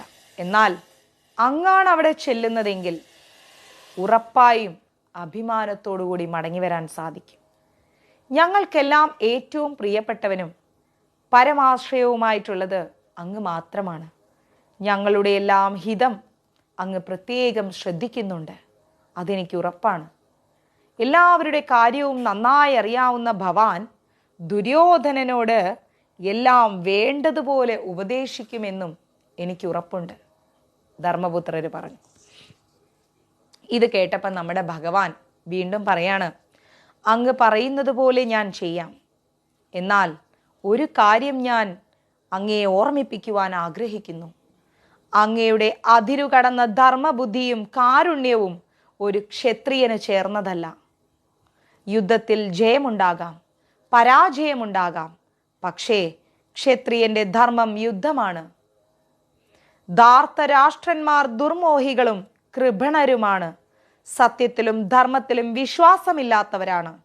സത്യസന്ധനും ധർമ്മിഷ്ഠനുമായിരിക്കുന്ന ഭവാൻ അവരുമായി സമനില വേണമെന്ന് ആഗ്രഹിക്കുന്നത് ശരിയല്ല. അവർ നിങ്ങളെ കഴിയുന്ന വിധത്തിലെല്ലാം ഉപദ്രവിക്കുകയല്ലാതെ എപ്പോഴെങ്കിലും സഹായിച്ചിട്ടുണ്ടോ? ദുഷ്ടബുദ്ധിയായിരിക്കുന്ന ദുശാസനൻ ചൂത് കളിക്കുന്ന അവസരത്തിൽ പറഞ്ഞ ദുർവചനങ്ങളും ദ്രൗപദിയെ അവഹേളിച്ചതുമെല്ലാം എങ്ങനെയാണ് മറക്കുവാൻ സാധിക്കുന്നത്? അതുകൊണ്ട് ഞാൻ പോകുന്നത് അവരെ സന്തോഷിപ്പിച്ച് അധർമ്മത്തെ സഹായിക്കുവാനല്ല. അവർ ചെയ്തിട്ടുള്ള ദുഷ്ടപ്രവർത്തികളെയും നിങ്ങളുടെ ധർമ്മത്തെയും ക്ഷമയുമെല്ലാം പറ്റി പറഞ്ഞ് വിസ്തരിച്ച് മനസ്സിലാക്കി കൊടുക്കുവാനാണ്. അങ്ങനെ അവർ സ്വയം കീഴടങ്ങി രാജ്യം മുഴുവൻ അങ്ങയെ ഏൽപ്പിച്ച് കാട് കയറുകയാണെങ്കിൽ അതാണ് കുരുവംശത്തിന് നല്ലത്. അവരുടെ യുദ്ധസന്നാഹങ്ങളെ പറ്റിയെല്ലാം ഞാൻ അറിഞ്ഞിട്ട് വരാം. എല്ലാ വിധത്തിലും ശത്രുക്കളോട് യുദ്ധം ചെയ്യണമെന്ന് ഞാൻ ആഗ്രഹിക്കുന്നു. അതിന് അനുകൂലമായ നിമിത്തങ്ങളെ ഞാൻ എങ്ങും കാണുന്നുള്ളൂ. സമൃദ്ധമായിരിക്കുന്ന പാണ്ഡവരാജ്യം ദുര്യോധനൻ കൈവിടുമെന്ന് ഒരിക്കലും വിചാരിക്കേണ്ട. നമ്മുടെ പക്ഷത്ത് സൈന്യങ്ങളെല്ലാം യുദ്ധസന്നദ്ധരായി നിൽക്കട്ടെ. ഇതാണ് കൃഷ്ണൻ പറഞ്ഞത്. ഉടനെ നമ്മുടെ കൃഷ്ണൻ ദൂതനായി പോകുന്നു എന്നറിഞ്ഞപ്പോൾ ഭീമസേനൻ എന്ത് ചെയ്തു? ഒരിക്കലും ഭീമസേനൻ ഒരു ശാന്തമായ സംസാരമില്ല കേട്ടോ, ഒട്ടുമില്ല. പക്ഷെ അന്ന് ഭീമസേനൻ അസാധാരണമായിരിക്കുന്ന സൗമ്യമായിരിക്കുന്ന മനസ്സോടുകൂടി അനുഭാവത്തോടുകൂടി ഭീമസേനൻ പറയാണ്, കൃഷ്ണ, അങ്ങ് പോയി എങ്ങനെ സമാധാനം വരുമോ ആ വിധത്തിൽ സംസാരിച്ച് ദുര്യോധനനെ ബോധ്യപ്പെടുത്തണം. അവൻ ലോഭത്താൽ മതിമറന്നവനും മധോന്മത്തനും ക്രൂരനുമാണ്. ഒട്ടും മുൻവിധിയോടുകൂടിയല്ല അവൻ ജീവിക്കുന്നത്. അവൻ നിമിത്തം ഈ വംശം മുഴുവൻ നശിച്ചു പോകാനിടയാവരുത്.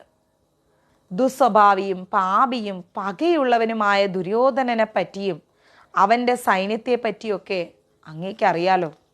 അതുകൊണ്ട് പ്രകോപനപരമല്ലാതെ സൗമ്യമായിട്ട് ധാർമ്മിക കാര്യങ്ങളെ പറ്റിയെല്ലാം ഉപദേശിച്ച് പ്രിയ വാക്കുകളെ കൊണ്ട് അവൻ്റെ മനസ്സ് മാറാൻ ശ്രമിക്കുക.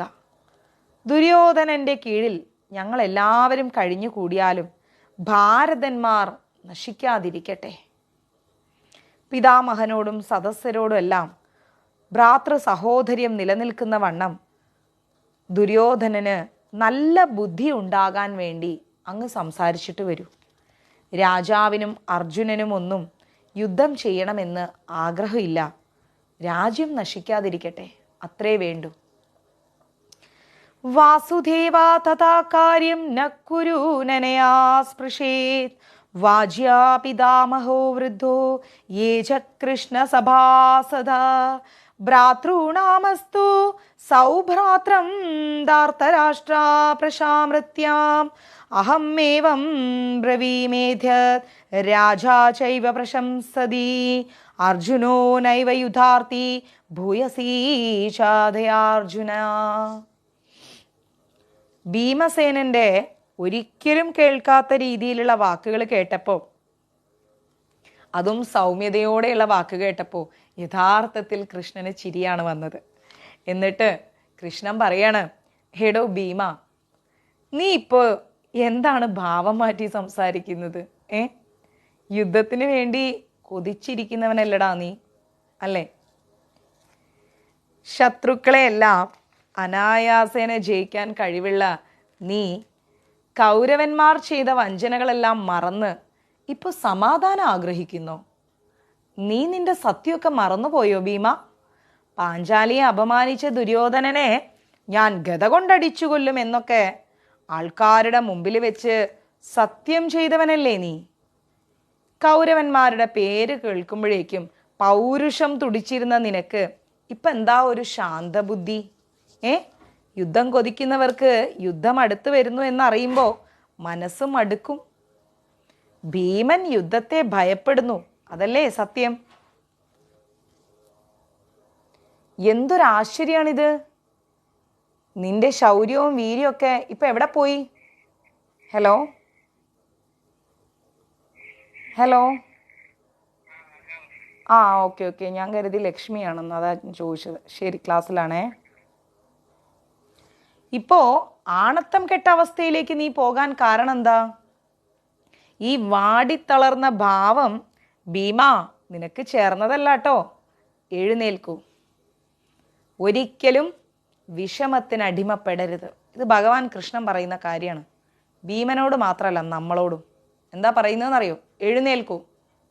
ഒരിക്കലും വിഷമത്തിന് അടിമപ്പെടരുത്, വിഷാദത്തിന് അടിമപ്പെടരുത്. സ്ഥൈര്യം അവലംബിക്കുക. ധൈര്യം, അതാണ് വേണ്ടത്. ധൈര്യത്തോടെ നിൽക്കൂ എന്നാണ് ഭഗവാൻ പറയുന്നത്. സ്വന്തം ഓജസ് കൊണ്ട് നേടാത്തതൊന്നും ക്ഷത്രിയന്മാർ അനുഭവിക്കുകയില്ല.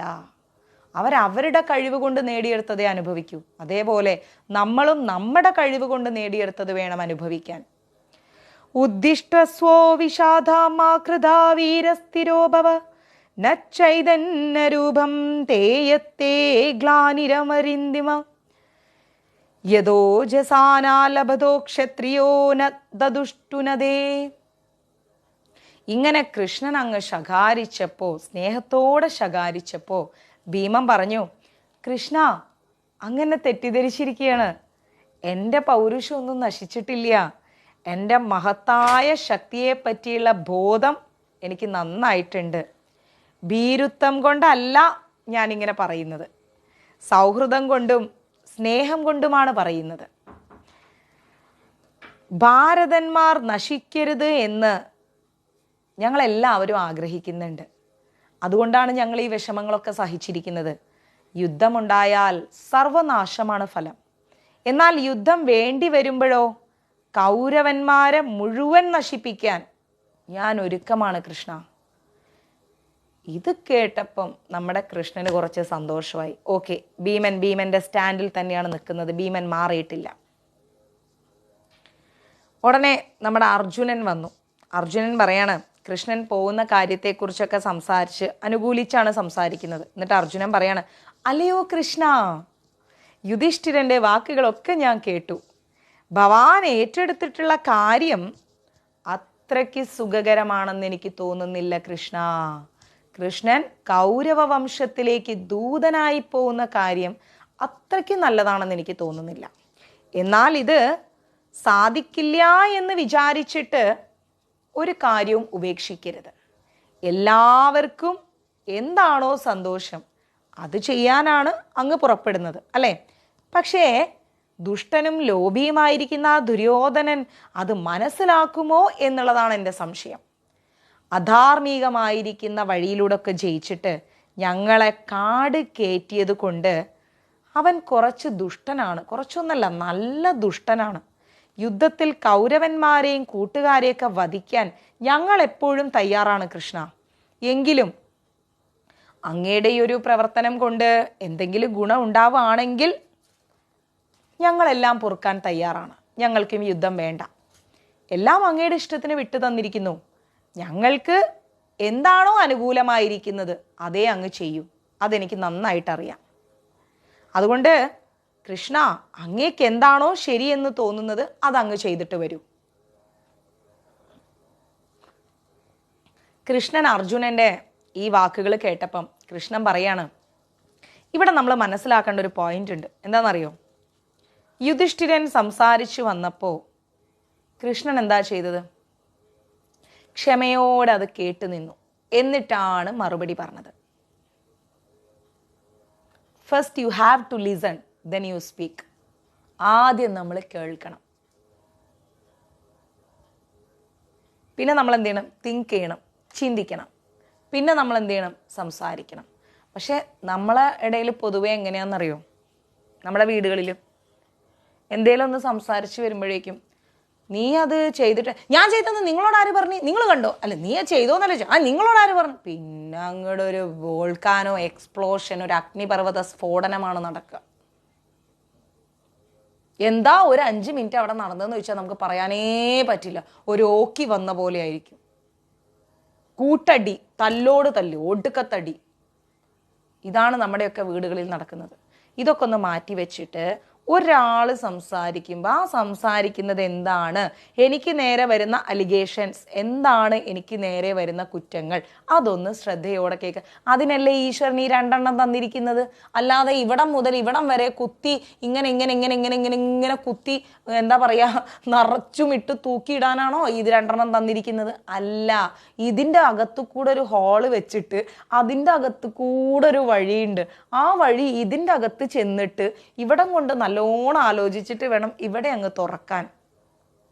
ഇത് ഇവിടെ അങ്ങ് എത്തുമ്പോഴേക്കും ഇവിടെ അങ്ങ് പൊട്ടിത്തെറിച്ചു. രമോ, പിന്നെ ഒന്നും പറയാൻ പറ്റൂല. പിന്നെ പറയാൻ വന്നവൻ കൂടെ ഹരേ കൃഷ്ണ. ഇതാണ് വീടുകളിലെ അവസ്ഥ. അപ്പൊ ഇവിടെ കൃഷ്ണൻ പോലും യുധിഷ്ഠിരൻ പറയുന്നത് ക്ഷമയോടെ കേട്ട് നിന്നിട്ടുണ്ട്. എന്നിട്ടാണ് കൃഷ്ണൻ ഒരു മറുപടി കൊടുക്കുന്നത്. അതിനുശേഷം ഭീമൻ എന്താ പറയുന്നത്? സമാധാനത്തോടെയാണ് പറയുന്നത്. ഈ പറയുന്ന കുരുവംശത്തോട് മുഴുവൻ ഭീമന് ദേഷ്യമാണ്. എന്നാലും ഭീമൻ ആ ദേഷ്യം അടക്കി വെച്ച് സംസാരിക്കുന്നത് കൃഷ്ണനോടാണ് എന്ന ബോധ്യത്തോടെ ഭീമൻ എന്ത് ചെയ്യുന്നു? സമാധാനപൂർവ്വം സംസാരിക്കുന്നുണ്ട്. അല്ലാതെ കൃഷ്ണ ഞാൻ അവരെ മൊത്തം കൊല്ലും കൃഷ്ണ എന്നൊന്നും ഭീമൻ പറഞ്ഞിട്ടില്ല. എന്നാൽ കൃഷ്ണന് മനസ്സിലാവുകയും ചെയ്ത് ഭീമനിലെ പൗരുഷം നശിച്ചു പോയിട്ടില്ല എന്ന്. അങ്ങനെയാണ് സംസാരിക്കേണ്ടത്. സംസാരിക്കുന്നതിനൊക്കെ ഒരു ലിമിറ്റും കാര്യങ്ങളൊക്കെ ഉണ്ട്. അപ്പം അതൊക്കെ ഒന്ന് പഠിക്കണം. അത് കഴിഞ്ഞിട്ട് എന്താ പറയുന്നത്? അടുത്ത ആൾ അർജുനൻ വരുന്നുണ്ട്. അർജുനൻ വരുന്ന സമയത്ത് ഭീമനും യുധിഷ്ഠിരനും മിണ്ടുന്നില്ല. അല്ലാതെ നീ ആരാടാ ഞാൻ സംസാരിക്കാൻ വന്നപ്പം, ഞങ്ങൾ കാര്യം പറയുന്നിടത്തോക്കി നീ ആരാടാ വരാൻ, തലയിരിക്കുമ്പോൾ വാലാടണ്ട, നീ നിന്റെ കാര്യം നോക്കി പോടാ എന്നൊന്നും പറഞ്ഞിട്ടില്ല. ഇവിടെ ആരെങ്കിലും പോയിട്ട് ചേട്ടൻ പോയി ചൂത് കളിച്ചിട്ടാണ് കൗരവന്മാർ ഈ പ്രശ്നങ്ങളൊക്കെ ഉണ്ടാക്കിയിരിക്കുന്നത്, ഇനി ചേട്ടൻ മിണ്ടിപ്പോവരുത് എന്നൊരു വാക്ക് ഭീമനും പറയുന്നില്ല, അർജുനനും പറയുന്നില്ല. ചേട്ടൻ എന്താണോ തീരുമാനിക്കുന്നത് ഞങ്ങളുണ്ട്. കാരണം യുധിഷ്ഠിരനാണ് ഈ ചൂതുകളിയോട് താല്പര്യം. അങ്ങനെയാണ് യുധിഷ്ഠിരൻ ചൂത് കളിക്കാൻ പോയത് വിളിച്ചപ്പം, അല്ലേ? അപ്പോൾ നമ്മൾ അതൊക്കെ ഒന്ന് മനസ്സിലാക്കണം. വെറുതെ മഹാഭാരതം കേട്ടുപോയാൽ പോരാ. അവരൊക്കെ എങ്ങനെയാണ് പെരുമാറുന്നത്, ഏത് മോഡുലേഷനിലാണ് സംസാരിക്കുന്നത്. ഞാൻ അതിനാണ് നിങ്ങൾക്ക് ഇങ്ങനെ ഓരോരോ മോഡുലേഷൻ ഇട്ട് തരുന്നത്.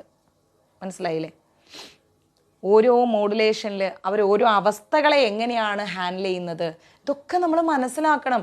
മഹാഭാരതത്തിലില്ലാത്തതൊന്നും ലോകത്തില്ല, ലോകത്തിലില്ലാത്തൊന്നും മഹാഭാരതത്തില്ല. അതുകൊണ്ട് എല്ലാം അതിലുണ്ട്.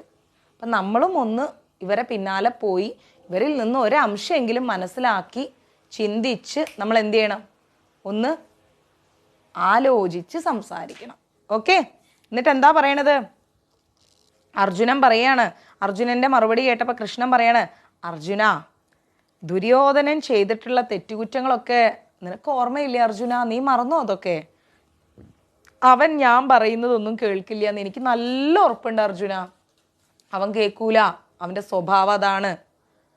അവൻ അല്പമെങ്കിലും ബുദ്ധി ഉണ്ടെങ്കിൽ, ഈ ദുര്യോധനന് ഒരിത്തിരി ബുദ്ധി അവൻ്റെ തലയിൽ, നമ്മൾ പറയുന്ന ഒരല്പം ഓളം അവൻ്റെ തലയിലുണ്ടെങ്കിൽ, അവൻ്റെ മന്ത്രിമാരാക്കി അവൻ വെച്ചിരിക്കുന്ന കർണനും ശകുനിയും ദുശാസനനും ഒക്കെ ഇതുപോലെയുള്ള വൃത്തികെട്ട എന്താ പറയുക, വളരെ മോശം ചിന്താഗതിയുള്ള ദുഷ്ടമനോഭാവത്തോടു കൂടിയുള്ള ഉപദേശങ്ങൾ കൊടുക്കുമ്പോൾ അവൻ സ്വീകരിക്കൂ അർജുന? അവരെല്ലാം അവനിൽ ദുർബുദ്ധി വളർത്തിക്കൊണ്ടിരിക്കുകയാണ്, ഈ പറയുന്ന ആൾക്കാരെല്ലാം. എന്നിട്ട് രാജ്യം ഉപേക്ഷിക്കില്ല, എല്ലാം വേണവും താനും സമാധാനവും വേണം, ജയിക്കും ചെയ്യണം. എന്താ ഇപ്പം ഇതിൻ്റെ ഒക്കെ അർത്ഥം? തഥാപി ബുദ്ധിം പാപിഷ്ടം വർദ്ധയന്തസ്യ മന്ത്രിണ ശകുനി സൂതപുത്രശ്ച ഭ്രാതാ ദുശാസനാസ്തഥാ സഹീത്യാഗേന രാജസ്യ ന ശമം സമുപ്യശ്യതി. ഭീഷ്മന്റെയും ദ്രോണന്റെയും ഒക്കെ സമാധാനത്തിന് വേണ്ടിയുള്ള ഉപദേശത്തിന് വഴങ്ങാത്ത ഈ ദുര്യോധനനാണോ അർജുന ഞാൻ പറഞ്ഞാ കേൾക്കുന്നത്? പിന്നെ നമുക്ക് എന്ത് ഗ്രന്ഥവും വീട്ടിൽ സൂക്ഷിക്കാം. ദ്രോണം പറഞ്ഞാലും കേൾക്കില്ല, ഭീഷ്മര് പറഞ്ഞാലും കേൾക്കില്ല. ഇവരൊക്കെ അവന്റെ കൂടെയുണ്ട്, എന്നിട്ടും അവരൊന്നും പറഞ്ഞിട്ട് ഇവൻ കേൾക്കുന്നില്ല. പിന്നെയാണോ ഞാൻ പറഞ്ഞാൽ അവൻ കേൾക്കുന്നത്? കൃഷ്ണൻ ചോദിക്കുകയാണ്. അതുകൊണ്ട് യുദ്ധം വേണം എന്നുള്ള കാര്യം അർജുന നീ ഉറപ്പിച്ചോ. യുദ്ധം ഉണ്ടാവും, എന്നാലും ഞാനൊരു ദൂതനെ പോലെ അവിടെ ചെന്നൊന്ന് സംസാരിച്ചു നോക്കാം. കാരണം എന്താ അറിയോ, ധർമ്മപുത്രന്റെ കൽപ്പന അത് നമ്മളൊന്ന് കേൾക്കണമല്ലോ. ധർമ്മപുത്രര് സമാധാനം ആഗ്രഹിക്കുന്നുണ്ട്, അവന് വിഷമമുണ്ട്. ഓക്കെ, സംഭവിച്ചു പോയി, എന്നാ ഞാനൊന്ന് പോയി സംസാരിച്ചു നോക്കട്ടെ, എന്നിട്ട് പറ്റിയിട്ടില്ലേ നമുക്ക് യുദ്ധം ചെയ്യാം. അതിനാണ് ഞാൻ പോകുന്നത്. ശത്രുക്കളുമായിട്ടുള്ള ഒരു സമാധാന ഉടമ്പടി ഞാൻ ആഗ്രഹിക്കുന്നില്ല അർജുന. കൃഷ്ണൻ പറയണം, ശത്രുക്കളുമായിട്ടുള്ള ഒരു സമാധാന ഉടമ്പടി ഞാൻ ആഗ്രഹിക്കുന്നില്ല. എന്നാലും വാക്കിലും പ്രവൃത്തിയിലൊക്കെ നമുക്കതൊന്ന് ചെയ്തു നോക്കാം അല്ലേ. ഇതുപോലെ നകുലനും സഹദേവനും സാത്യകിയും ഒക്കെ കൃഷ്ണൻ്റെ അടുത്ത് പോയി സംസാരിച്ചിട്ട് എന്ത് ചെയ്തു? സംസാരിച്ചു. വനവാസം കഴിഞ്ഞ് വന്നെന്നറിഞ്ഞപ്പോൾ സുഹൃത്തുക്കൾ അയച്ചു തന്നിട്ടുള്ള 7 അക്ഷൗഹിണീ സൈന്യങ്ങൾ യുദ്ധത്തിനായി നിലനിൽക്കുന്നു, റെഡിയായി നിൽക്കുന്നു എന്നുള്ള കാര്യവും കൂടെ ഇവരൊക്കെ കൃഷ്ണനോട് പറഞ്ഞു. എങ്കിലും സമാധാനത്തിന് വേണ്ടി ഒന്ന് ശ്രമിച്ചു നോക്കൂ. ഫലിക്കുമോ ഇല്ലേ എന്നുള്ള കാര്യം നമുക്ക് അറിഞ്ഞുകൂടാ. ഫലിക്കുമെന്ന വിചാരമൊന്നും നമുക്കില്ല, അങ്ങനത്തെ പ്രതീക്ഷയൊന്നും ഇല്ല. എന്നാലും കൃഷ്ണൻ പോകാൻ തീരുമാനിച്ച സ്ഥിതിക്കൊന്ന് പോയിട്ട് വരൂ, ഇത്രയേ ഉള്ളൂ. അപ്പോഴാണ് നമ്മുടെ പാഞ്ചാലി വരുന്നത്. പാഞ്ചാലി ആണെങ്കിലോ കുറെ വിഷമങ്ങൾ പറയാനാണ് കൃഷ്ണന്റെ മുമ്പിലേക്ക് എത്തുന്നത്. അത് നമ്മുടെ പെണ്ണുങ്ങളുടെ ഒരു സ്വഭാവമാണല്ലോ. ഭീമസേനനും കൂടെ സമാധാനം കിട്ടുകയാണെങ്കിൽ കിട്ടട്ടെ എന്നുള്ള ഒരു അഭിപ്രായം കൃഷ്ണനോട് പറഞ്ഞപ്പം പാഞ്ചാലി വന്നിട്ട് എന്താ പറഞ്ഞെന്നറിയോ? അല്ലയോ ധർമ്മജ്ഞ, മധുസൂദന, കൃഷ്ണ, കൗരവന്മാർ ചതിച്ച് രാജ്യം മുഴുവൻ അപഹരിച്ച് ഞങ്ങളെ കാട്ടിലേക്ക് ഓടിച്ചത് അങ്ങേക്കറിയില്ലേ? സഞ്ജയൻ വന്ന് രാജാവിനെ കണ്ട് മന്ത്രിച്ചതും 5 ഗ്രാമങ്ങളെങ്കിലും ഞങ്ങൾക്ക് തന്നാൽ ഞങ്ങൾ തൃപ്തിയടഞ്ഞോളാമെന്ന് ധർമ്മപുത്രർ മറുപടി പറഞ്ഞത് അങ്ങേക്കറിയില്ലേ? 5 ഗ്രാമങ്ങൾ പോലും കൊടുക്കാൻ കഴിയാത്തവനാണ് ഈ കൗരവർ. കൊടുക്കില്ല അവര്. ആ നിലയ്ക്ക് ഒരു സന്ധി അതങ്ങ് ഒരിക്കലും സമ്മതിക്കരുത് അവരോട്. വാസുദേവ, ഈ പാണ്ഡവന്മാരും സഞ്ജയന്മാരുമൊക്കെ എത്ര വലിയ സൈന്യം എതിർത്ത് വന്നാലും അവരെയൊക്കെ, എത്ര വലിയ സൈന്യം കുരുവംശം കൊണ്ടുവന്നാലും അവരെയൊക്കെ നശിപ്പിക്കാനുള്ള കഴിവ് പാണ്ഡവന്മാർക്കുണ്ട്. അതുകൊണ്ട് 4ാമത്തെ ഉപായമായിരിക്കുന്ന ദണ്ഡം തന്നെ പ്രയോഗിക്കാൻ എന്തിനാണ് മടിക്കുന്നത്? ക്ഷത്രിയന്മാരുടെ ധർമ്മം അധർമ്മത്തെ നശിപ്പിക്കലല്ല, പാണ്ഡവന്മാരെ അതിൽ നിന്ന് തെറ്റി നടക്കാൻ അങ്ങ് ഒരിക്കലും പ്രേരിപ്പിക്കല്ലേ. ക്ഷത്രിയന്മാരായിരിക്കുന്ന പാണ്ഡവന്മാർ യുദ്ധം തന്നെ ചെയ്യണം, സമാധാനമല്ല അവരുടെ ലക്ഷ്യം. അധർമ്മത്തെ ധർമ്മം കൊണ്ട് നേരിടുക എന്നുള്ളതാണ് അവരുടെ ലക്ഷ്യം. നമുക്ക് വേണ്ടി യുദ്ധം ചെയ്യാൻ വന്നിട്ടുള്ളവരുടെ യുദ്ധത്തിന്റെ ആവേശത്തെ അങ്ങ് കെടുത്തി കളയരുതേ കൃഷ്ണ. എന്നെ പോലെ ദുഃഖിതയായ ഒരു സ്ത്രീ ഇന്ന് ഭൂമിയിൽ വേറെയുണ്ടോ കൃഷ്ണ? ധ്രുപദ രാജാവിന്റെ മകളായിരിക്കുന്ന യജ്ഞവേദിയിൽ നിന്നുയർന്നു വന്നവൾ, വീരനായിരിക്കുന്ന ദൃഷ്ടദുമ്നന്റെ സഹോദരി, ഭവാന്റെ അനുഗ്രഹം ലഭിച്ചവളാണ് ഞാൻ. കൃഷ്ണന്റെ അനുഗ്രഹവും എനിക്ക് ലഭിച്ചിട്ടുണ്ട്. മാന്യനായിരിക്കുന്ന പാണ്ഡുരാജാവിന്റെ സനുഷയല്ലേ ഞാൻ, മരുമകളല്ലേ ഞാൻ. അജയ്യന്മാരായിരിക്കുന്ന പാണ്ഡവന്മാരുടെ പ്രിയ ഭക്തിയല്ലേ, ഭാര്യയല്ലേ ഞാൻ. 5 മഹാരഥന്മാരായിരിക്കുന്ന മക്കളുടെ വീരമാതാവ്. ഇങ്ങനെയുള്ള എല്ലാമുള്ള എന്നെ ആ കശ്മലന്മാർ തലമുടി ചുറ്റിപ്പടിച്ച് സഭയിൽ കൊണ്ടുവന്ന് കാണിച്ചതൊന്നും കൃഷ്ണ അങ്ങ് മറക്കരുതേ. അവിടെ വെച്ച് എന്നെ എന്തൊക്കെ സംസാരിക്കുന്നതായാലും എന്തൊക്കെ തീർച്ചപ്പെടുത്തുന്നതായാലും കൃഷ്ണ, അപ്പോഴൊക്കെ ദുശാസനൻ വലിച്ചിഴച്ച് അഴിഞ്ഞു കിടക്കുന്നതായ എൻ്റെ മുടി അവിടുന്ന് ഒന്ന് ഓർമ്മിക്കണേ കൃഷ്ണ. എനിക്കിത് മാത്രമേ പറയാനുള്ളൂ കൃഷ്ണ. ആ രാജസഭയിൽ വെച്ച് എൻ്റെ മുടിക്കുത്തിന് പിടിച്ച് വലിച്ചിഴച്ചത് അങ്ങ് മറക്കല്ലേ കൃഷ്ണ.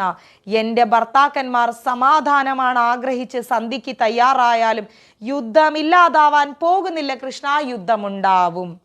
എൻ്റെ അച്ഛനും എൻ്റെ മക്കളും അഭിമന്യുവും കൂടി കൗരവന്മാരെ നശിപ്പിക്കുക തന്നെ ചെയ്യും.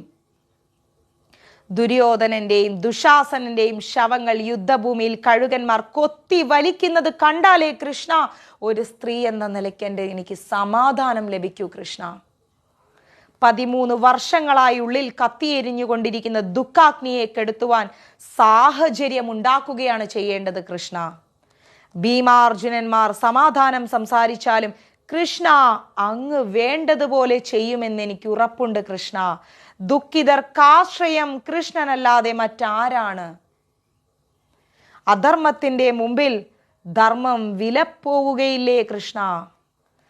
ദുഃഖം കൊണ്ട് പാഞ്ചാലിയുടെ ശബ്ദം ഇങ്ങനെ കത്തി ജ്വലിച്ച് ഇടറിക്കൊണ്ട് നിൽക്കുന്ന സമയത്ത് ആ സദസ്സിനെ മൊത്തം പാഞ്ചാലിയുടെ ശബ്ദം അങ്ങ് ഇളക്കിക്കളഞ്ഞു. പൊട്ടിക്കരഞ്ഞുകൊണ്ടിരിക്കുന്ന ദ്രൗപദിയെ ഇതെല്ലാം പറഞ്ഞ് കൃഷ്ണന്റെ കാലിൽ വീണ് പൊട്ടിക്കരയാണ് ദ്രൗപദി. ഉടനെ കൃഷ്ണൻ വന്നിട്ട് പറയാണ്, ഹേ ദ്രൗപദി, നീ എന്തിനാ വിഷമിക്കുന്നത്? ഞാൻ പോകുന്നു എന്നുള്ളത് കൊണ്ട് യുദ്ധമൊന്നും ഇല്ലാതാവില്ല. നിന്റെ ഇഷ്ടം പോലെ തന്നെ എല്ലാം സാധിക്കും ദ്രൗപദി. ശത്രുരാജാക്കന്മാരുടെ ഭാമിനിമാർ, ബന്ധുക്കളും ജ്ഞാതികളും മരിച്ച് ശത്രുക്കളെല്ലാം മരിച്ച് അവരുടെ ഭാര്യമാരും അവരുടെ ബന്ധുമിത്രാദികളും കരയുന്നത് നിനക്ക് കാണാൻ സാധിക്കും ദ്രൗപദി. നീ വിഷമിക്കേണ്ട, സമാധാനമായിരിക്കൂ ദ്രൗപദി. ഞാൻ കൃഷ്ണൻ, വാസുദേവൻ, മധുസൂദനൻ നിനക്കിതാ സത്യം ചെയ്തു തരുന്നു. നക്ഷത്രങ്ങളും ആകാശങ്ങളും പൊട്ടി വീണാലും ശരി, എൻ്റെ വാക്കൊരിക്കലും നിഷ്ഫലമാവുകയില്ല. കണ്ണീരടക്കുക ദ്രൗപദി. ഒരു സ്ത്രീയുടെ കണ്ണുനീരും കാണാൻ ഞാൻ ആഗ്രഹിക്കുന്നില്ല ദ്രൗപദി. ഇത് സത്യമാണ് ദ്രൗപദി. ഇത് തന്നെയാണ് കൃഷ്ണൻ നമുക്ക് തരുന്ന സത്യവും. 361 ഷെയറേ ഉള്ളൂ, 600 നമ്മുടെ ലക്ഷ്യം. കൃഷ്ണൻ നൽകിയ സത്യം എല്ലാവരും കേട്ടല്ലോ. ദ്രൗപദിക്ക് മാത്രമല്ല നമുക്കും നൽകിയ സത്യം അതാണ്. നമ്മുടെ ആരുടെയും കണ്ണുനീര് കാണാൻ കൃഷ്ണൻ ആഗ്രഹിക്കുന്നില്ല. ആകാശം പൊട്ടി വീണാലും നക്ഷത്രങ്ങൾ പൊട്ടി വീണാലും ഭഗവാൻ പറഞ്ഞ വാക്ക് നിഷ്ഫലമാവില്ല. ദ്യൗപച്ഛേദസ്സ നക്ഷത്രാനമേഘമോഘം വജോ ഭവേത് സത്യം തേ പ്രതിജാനാമി കൃഷ്ണേ ഭാഷ്പോ നിഗൃഹത്യാം. ആകാശമല്ല നക്ഷത്രമല്ല എന്തും പൊട്ടി വീണോട്ടെ, എൻ്റെ വാക്ക് തെറ്റില്ല ദ്രൗപദി. ഇതാണ് കൃഷ്ണൻ പറഞ്ഞത്. ഇങ്ങനെ പാഞ്ചാലിയെ സമാധാനിപ്പിച്ചുകൊണ്ട് കൃഷ്ണൻ യാത്ര തുടങ്ങുകയാണ്. എങ്ങോട്ട്? കുരുവംശത്തിൻ്റെ അടുത്തേക്ക്, കൗരവന്മാരുടെ അടുത്തേക്ക്, പാണ്ഡവന്മാരുടെ ദൂതനായിക്കൊണ്ട്. അർജുനൻ ഉടനെ വന്നിട്ട് ഒരു വട്ടം കൂടെ നമ്മുടെ കൃഷ്ണനെ അങ്ങ് ഓർമ്മിപ്പിക്കുകയാണ്. കൃഷ്ണ, ദ്രൗപദി വിഷമം കൊണ്ട് പറഞ്ഞതായിരിക്കും. ദുര്യോധനനോട് സമാധാനം ഉണ്ടാക്കാൻ അങ്ങ് ഉപദേശിക്കണേ. അങ്ങ് സമാധാനം ഉണ്ടാക്കുന്ന കാര്യത്തിൽ നല്ല സമർത്ഥനും കഴിവുള്ളവനുമാണല്ലോ. 2 ഭാഗങ്ങളെ പറ്റിയും നല്ലോണം അറിയുന്ന ആളായതുകൊണ്ട് ഞാനൊന്നും പറഞ്ഞു തരേണ്ട കാര്യമില്ലല്ലോ കൃഷ്ണ. മാന്യമായ നിലയിൽ സംസാരിച്ച് ഒരു സമാധാനം ഉണ്ടാക്കാൻ അങ്ങേക്കേ സാധിക്കൂ. ഭവാൻ പറയുന്നത് സമ്മതിക്കുകയാണെങ്കിൽ, ദുര്യോധനൻ കൃഷ്ണൻ പറയുന്നത് കേൾക്കുകയാണെങ്കിൽ കൗരവന്മാർ ഇനിയും ജീവിച്ചിരിക്കും കൃഷ്ണ. ഞങ്ങൾ അവരെ കൊന്നു എന്നുള്ളൊരു വിഷമം ഞങ്ങൾക്കും ഉണ്ടാവില്ല. അല്ലെങ്കിൽ സർവനാശമായിരിക്കും ഫലം. ഇതൊന്നും അങ്ങ് ദുര്യോധനനെ പറഞ്ഞ് മനസ്സിലാക്കി കൊടുക്കണേ.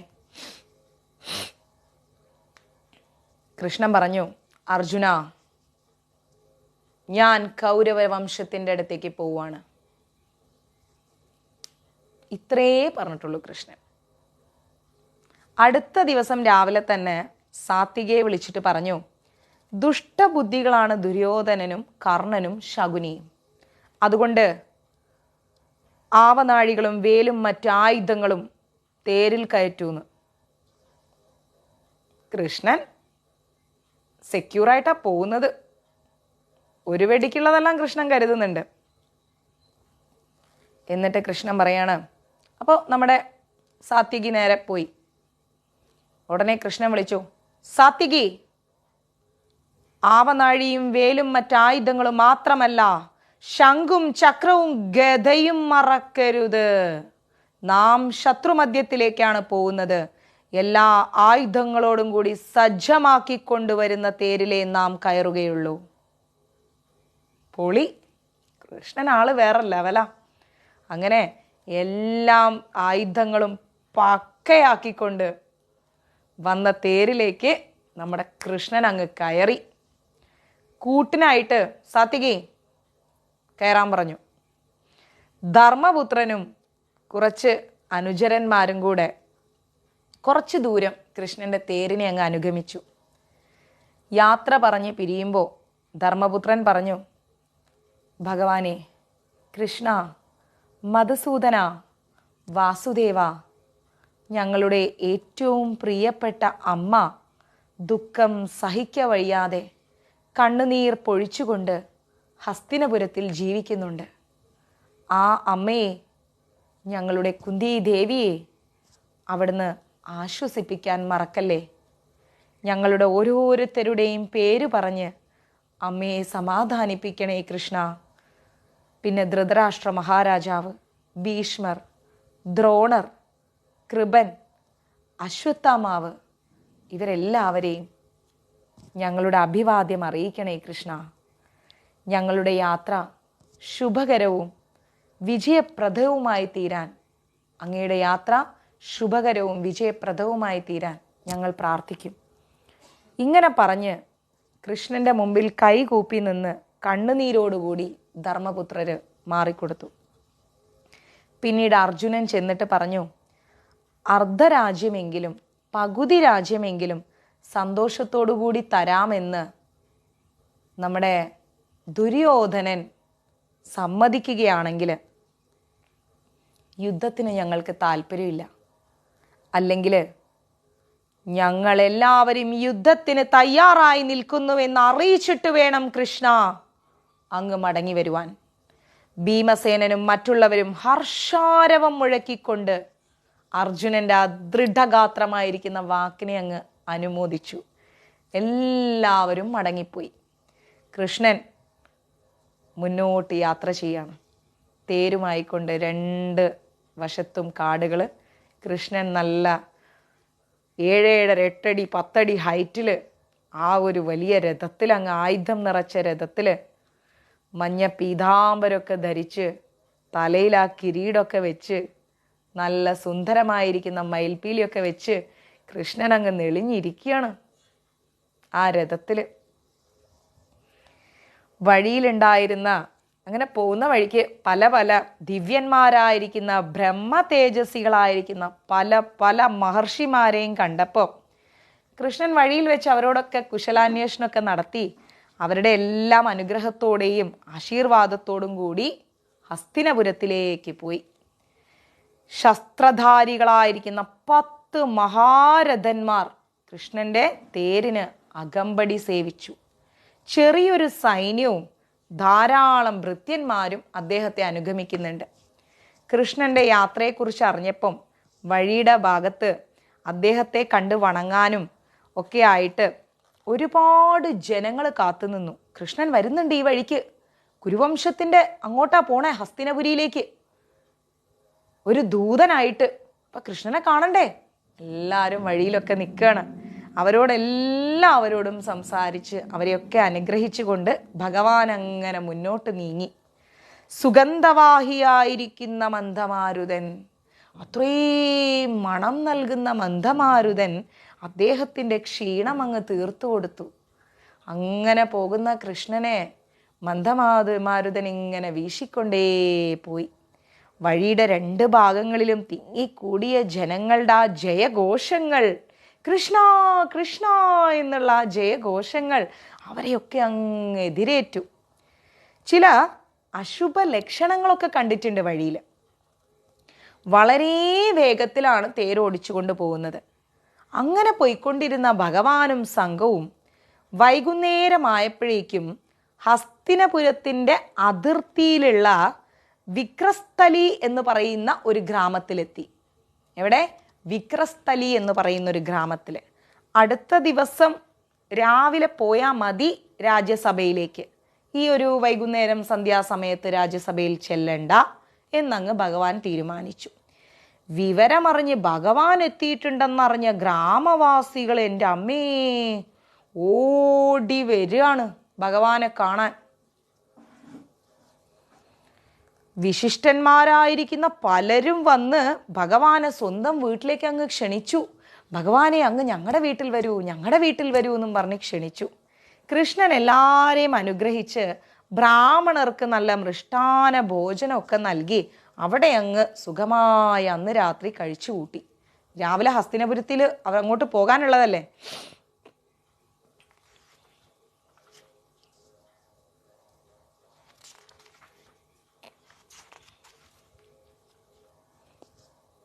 സുമൃഷ്ടം ഭോജയിത്വോച ബ്രാഹ്മണാസ്ത്രാ കേശവ ഭുക്ത്വാ ച സഹത്തൈ സർവൈരവസ്ഥാം ക്ഷഭാം സുഖം. എല്ലാവർക്കും നല്ല സമാധാനമൊക്കെ കൊടുത്തുകൊണ്ട് കൃഷ്ണൻ നിന്നു. കൃഷ്ണൻ വരുന്നുണ്ടെന്ന് അറിഞ്ഞപ്പോൾ ധൃതരാഷ്ട്രര്, ഭീഷ്മര്, ദ്രോണര്, സഞ്ജയന്, വിതുരര്, ദുര്യോധനൻ എല്ലാവരും കൂടെ ചേർന്ന് മന്ത്രിമാരെയൊക്കെ വിളിച്ചു വരുത്തിയിട്ട് പറയുകയാണ്, മഹാഭാഗ്യം തന്നെ. ധൃതരാഷ്ട്രമൊക്കെ പറയാ, മഹാഭാഗ്യം തന്നെ, മഹാനായ കൃഷ്ണൻ നമ്മെ കാണാൻ വരുന്നുണ്ട് എന്നാ കേൾക്കുന്നത്. ത്രൈലോക്യനാഥനായിരിക്കുന്ന ഭഗവാൻ ഈ ഹസ്തിനപുരിയിൽ വരുന്നു എന്നുള്ളത് നമ്മുടെയൊക്കെ ഭാഗ്യമല്ലേ. അദ്ദേഹത്തെ നാം വേണ്ടതുപോലൊക്കെ പൂജിച്ച് സൽക്കരിക്കണം. അദ്ദേഹത്തെ പൂജിക്കുന്നവന് സുഖവും പൂജിക്കാത്തവന് ദുഃഖവുമാണ് ഫലം. കൃഷ്ണനെ പൂജിക്കുന്നവന് സുഖവും പൂജിക്കാത്തവന് ദുഃഖവുമാണ് ഫലം. അതുകൊണ്ട് അദ്ദേഹത്തിൻ്റെ മാർഗത്തിൽ, അദ്ദേഹം വരുന്ന വഴിയിൽ എല്ലാ സൗകര്യങ്ങളും നമ്മൾ ചെയ്തു കൊടുക്കണം. അദ്ദേഹത്തെ സന്തോഷിപ്പിക്കാൻ വേണ്ടതൊക്കെ നമ്മൾ ചെയ്യണം. ഭീഷ്മർ മുതലായവരൊക്കെ എന്ത് ചെയ്തു? ധൃതരാഷ്ട്രരുടെ ഈ ഒരു സന്തോഷത്തെ, അഭിപ്രായത്തെ അങ്ങ് സ്നേഹത്തോടെ സ്വീകരിച്ചു.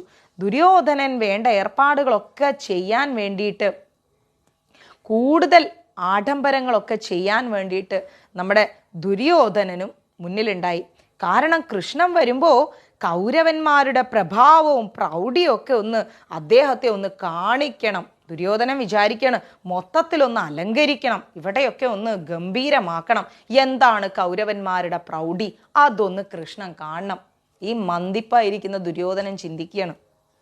എന്നാൽ കൃഷ്ണൻ്റെ വഴിയിലുള്ള നല്ല നല്ല സഭകളൊക്കെ നാനാ രത്നങ്ങളോടുകൂടി അലങ്കൃത വസ്തുക്കളൊക്കെ വെച്ച് കുരുമന്ദിരത്തിലേക്ക് അങ്ങനെ യാത്ര ചെയ്യിക്കണം കൃഷ്ണനെ. കൃഷ്ണൻ കാണട്ടെ കാട്ടിൽ കിടക്കുന്ന പാണ്ഡവന്മാരാണോ, ഹസ്തിനപുരിയിൽ ഭയങ്കര സ്വർഗതുല്യമായി വാഴുന്ന കൗരവന്മാരോ ശ്രേഷ്ഠരെന്ന്. അങ്ങനെ നമ്മുടെ ധൃതരാഷ്ട്രം എന്ത് ചെയ്തു? വിതുരരെ ഇങ്ങ് വിളിച്ചു. വിതുര, കൃഷ്ണൻ വൃഗസ്ഥലയിലെത്തി എന്നാണ് അറിയുന്നത്. ഇന്ന് അവിടെ താമസിച്ച് നാളെ ചിലപ്പോൾ ഇവിടെ എത്തുമായിരിക്കും. 3 ലോകങ്ങൾക്കും നാഥനും മഹാത്മാവുമായിരിക്കുന്ന കൃഷ്ണനെ നേരിട്ടാണ് ഞാൻ പൂജിക്കുന്നത്. ധാരാളം രത്നങ്ങളും മറ്റു പുരസ്കാരങ്ങളും ഒക്കെ ഞാൻ അദ്ദേഹത്തിന് നൽകും. ദുര്യോധനനൊഴിച്ച് മറ്റെല്ലാ മക്കളും അദ്ദേഹത്തെ എതിരേൽക്കാൻ തയ്യാറായിരിക്കണം വിതുരരെ. അദ്ദേഹത്തിന് താമസിക്കാൻ നല്ല വിശിഷ്ടമായൊരു കൊട്ടാരവും കൂടി നമ്മൾ ഇവിടെ റെഡിയാക്കണം. വിതുരര് അതിൻ്റെയൊക്കെ മേൽനോട്ടം വഹിക്കണം കേട്ടോ. എന്നാലേ കൃഷ്ണന് സന്തോഷാവൂ. അദ്ദേഹത്തെ സ്വീകരിക്കുമ്പോൾ ആ ദുര്യോധനൻ വേണ്ട, അത് ശരിയാവില്ല. ആര് പറയുന്നു? നമ്മുടെ ധൃതരാഷ്ട്ര പറയണം. ധൃതരാഷ്ട്ര പറഞ്ഞത് കേട്ടപ്പോൾ നമ്മുടെ വിതുരര് പറഞ്ഞു, മഹാരാജാവേ, അങ്ങ് ധർമ്മജ്ഞനും യഥോചിതം കാര്യങ്ങൾ തീർത്ഥപ്പെടുത്തുവാൻ കഴിവുള്ളവനുമാണ്. ആർജവം മനസ്സിലെപ്പോഴും ഉണ്ടായിരിക്കണം. അങ്ങ് വില പിടിച്ച പലതും നൽകി കൃഷ്ണനെ സ്വാധീനിക്കാമെന്നല്ലേ ചിന്തിക്കുന്നത്, അല്ലേ? അത് വെറുതെയാണ്. സകല ബ്രഹ്മാണ്ടങ്ങളിലുമുള്ളതിന് അധിപതിയാണ് കൃഷ്ണൻ. അങ്ങ് കാണിക്കുവാൻ ആഗ്രഹിക്കുന്ന ഈ ഔദാര്യത്തിൻ്റെ എല്ലാം പിന്നിലുള്ള കാപഢ്യം മഹാരാജാവേ എനിക്കറിയാം. കൃഷ്ണനെ സന്തോഷിപ്പിച്ചാൽ പാണ്ഡവന്മാരിൽ നിന്നുള്ള ഉപദ്രവം ഒഴിവാക്കാൻ സാധിക്കുമെന്നല്ലേ അങ്ങ് വിചാരിക്കുന്നത്? പാണ്ഡവന്മാർക്ക് അർഹതപ്പെട്ടത് അവർക്ക് വാങ്ങിക്കൊടുക്കാനാണ് കൃഷ്ണൻ വരുന്നത്. അങ്ങനെയാണെങ്കിൽ അങ്ങും ദുര്യോധനനും ഒക്കെ കൃഷ്ണനെ സ്വീകരിക്കൂ. കൃഷ്ണൻ മഹാനാണ് മഹാരാജാവേ, മാന്യനാണ് കൃഷ്ണൻ. അദ്ദേഹം എല്ലാവർക്കും നന്മയുണ്ടാവാനേ ആഗ്രഹിക്കൂ. അദ്ദേഹത്തെ വശത്താക്കി കാര്യം നേടാമെന്ന് വിചാരിക്കുന്നത് ശുദ്ധ അസംബന്ധമാണ് മഹാരാജാവേ, അസംബന്ധമാണ്. അദ്ദേഹത്തിൻ്റെ ഉപദേശം അനുസരിച്ച് പ്രവർത്തിക്കുകയാണ് വേണ്ടത്. അതിനങ്ങ് ദുര്യോധനനെ നിർബന്ധിക്കൂ. എന്നാൽ കാര്യങ്ങളെല്ലാം ഭംഗിയായി അവസാനിക്കും എന്നാര് പറഞ്ഞു? നമ്മുടെ വിതുരര് പറഞ്ഞു. ഭീഷ്മരും ദുര്യോധനനും കൂടെ ആ സമയത്ത് അവിടെ എത്തി. വിതുരന്റെ വാക്ക് കേട്ടപ്പം നമ്മുടെ ദുര്യോധനൻ പറയാണ്, രാജാവേ, വിതുരർ പറഞ്ഞതൊക്കെ ശരിയാണ്. പാണ്ഡവ പക്ഷപാതിയായിരിക്കുന്ന കൃഷ്ണനെ നമുക്ക് വശീകരിക്കാനൊന്നും സാധിക്കില്ല. മാത്രമല്ല, ഇത്രയധികം ധനമൊന്നും കൃഷ്ണന് സമ്മാനമായി കൊടുക്കുന്നതിനോടും എനിക്ക് യോജിപ്പില്ല. നാം ഭയപ്പെട്ട് പൂജിക്കുകയാണെന്നാണ് കൃഷ്ണൻ വിചാരിക്കുക. നമുക്ക് അപമാനമൊന്നും വരുന്നത് നമ്മൾ ചെയ്യരുത്. പിന്നീട് യുദ്ധം തുടങ്ങുവാനാണ് പോകുന്നത്. നല്ലവണ്ണം ആലോചിച്ചിട്ട് ധനം ചിലവാക്കണം. സർവപൂജിതനാണ് കൃഷ്ണനെങ്കിലും നാം അദ്ദേഹത്തെ അതിരുകവിഞ്ഞാദരിക്കുന്നതിനോട് എനിക്ക് അഭിപ്രായമില്ല. അവനെ അത്രയൊന്നും ആദരിക്കേണ്ട ആവശ്യവും ഇല്ല. അത് കേട്ടപ്പോൾ നമ്മുടെ ഭീഷ്മര് പറഞ്ഞു, രാജാവേ, കേശവനെ പൂജിക്കുന്നില്ലെങ്കിലും അദ്ദേഹത്തെ നിന്ദിക്കരുത്. സർവാരാധ്യനായിരിക്കുന്ന കൃഷ്ണൻ പറഞ്ഞത് കേട്ട് നടക്കുന്നത് കൊണ്ട് ഗുണമേ ഉണ്ടാവൂ. വാസുദേവൻ മുഖേന പാണ്ഡവന്മാരുമായി സമാധാന ഉടമ്പടിയിലാകുന്നതാണ് നല്ലത്. ധർമ്മത്തിൽ അധിഷ്ഠിതമായിരിക്കുന്ന വാക്കുകളെ വാസുദേവൻ പറയുകയുള്ളൂ. ധർമ്മം, അത് മാത്രമാണ് വാസുദേവന്റെ നാവിൽ നിന്ന് വരിക. അദ്ദേഹത്തെ നമ്മൾ വേണ്ടതുപോലെ സ്വീകരിക്കണം. ഇത് കേട്ടപ്പോൾ നമ്മുടെ ദുര്യോധനൻ വീണ്ടും സംസാരിക്കാൻ തുടങ്ങി. ഞാൻ പറയുന്നതിൽ ഒരു മാറ്റവും ഇല്ല. എൻ്റെ ശരീരത്തിൽ ജീവനുള്ള കാലത്തോളം പാണ്ഡവന്മാരുമായി ചേർന്ന് രാജലക്ഷ്മിയെ അനുഭവിക്കുക സാധ്യമല്ല. മാത്രമല്ല, പാണ്ഡവന്മാർക്ക് രാജ്യം കൊടുക്കണമെന്ന് പറയുന്ന കൃഷ്ണനെ ഇവിടെ വരുമ്പോൾ പിടിച്ചു കെട്ടുകയാണ് വേണ്ടത്. അവനെ കെട്ടിയിട്ടാൽ വൃഷ്ണി പുങ്കവന്മാരും പാണ്ഡവന്മാരുമെല്ലാം എൻ്റെ പാട്ടിലാകും. പിന്നെ അവർ ഭൂമിക്ക് അവകാശം പറയുവാൻ നാക്കുയർത്തില്ല. അതിനുള്ള വഴിയാണ് ഇപ്പോൾ ചിന്തിക്കേണ്ടത്. ദുര്യോധനൻ പറഞ്ഞത് കേട്ടപ്പോൾ എല്ലാവരും സ്തംഭിച്ച് നിൽക്കുകയാണ്. കൃഷ്ണനെ കെട്ടിയിടേ, എന്താ കഥ? വളരെയധികം വിഷമിച്ചുകൊണ്ട് ധൃതരാഷ്ട്ര പറഞ്ഞു, ഉണ്ണി, ദുര്യോധന, അങ്ങനെയൊന്നും ചെയ്യരുത്. കൃഷ്ണൻ നമ്മുടെ ഇഷ്ടനാണ്, പ്രിയപ്പെട്ടവനാണ്, നമ്മുടെ ബന്ധുവാണ്. കൂടാതെ ദൂതനായിട്ടാണ് കൃഷ്ണൻ വരുന്നത്. നമുക്ക് ഒരു അപരാധവും കൃഷ്ണൻ ചെയ്തിട്ടില്ല. പിന്നെ എങ്ങനെയാണ് വാസുദേവനെ കെട്ടിയിടാനൊക്കെ നീ പറയുന്നത്? ഇതൊക്കെ കൂടെ കേട്ടിട്ട് ഭീഷ്മർക്ക് അങ്ങ് വട്ടുപിടിച്ച് ദുര്യോധനന്റെ വാക്ക് കേട്ടിട്ട്. ഭീഷ്മർ എന്ത് ചെയ്തു എന്നറിയോ? ദുര്യോധനനെ ഒരു നോട്ടങ്ങ് നോക്കിയിട്ട് അവിടെ നിന്ന് അങ്ങ് എഴുന്നേറ്റ് പോയി. പോകുമ്പോൾ ഭീഷ്മർ എന്ത് ചെയ്തു എന്നറിയോ? കുറച്ച് ദൂരം അങ്ങ് നടന്നിട്ട് തിരിഞ്ഞു നിന്നിട്ട് ധൃതരാഷ്ട്രർക്കൊരു മുന്നറിയിപ്പ് കൊടുത്തു.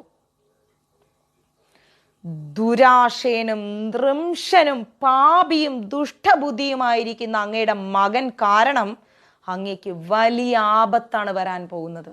നോക്കിക്കോ, കൃഷ്ണനോട് ഏറ്റുമുട്ടിയിട്ട് അവൻ ഇപ്പോൾ തന്നെ എല്ലാം നാശത്തിലേക്ക് നയിക്കും. എനിക്ക് ഈ അനർത്ഥമായിരിക്കുന്ന വാക്കുകളൊന്നും എനിക്ക് കേൾക്കാൻ സാധിക്കില്ല. അത്രയ്ക്ക് അഹങ്കാരിയാണ് മഹാരാജാവേ അങ്ങയുടെ മകൻ ഈ ദുര്യോധനൻ എന്ന് പറയുന്നവൻ. അതുകൊണ്ട് ഞാൻ പോവാണ്. സാധിക്കുമെങ്കിൽ ദുഷ്ടനായിരിക്കുന്ന ഈ പാപി അങ്ങ് നിയന്ത്രിക്കൂ, അവന്റെ നാവാദ്യം ബന്ധനത്തിലാക്കൂ എന്ന് പറഞ്ഞു.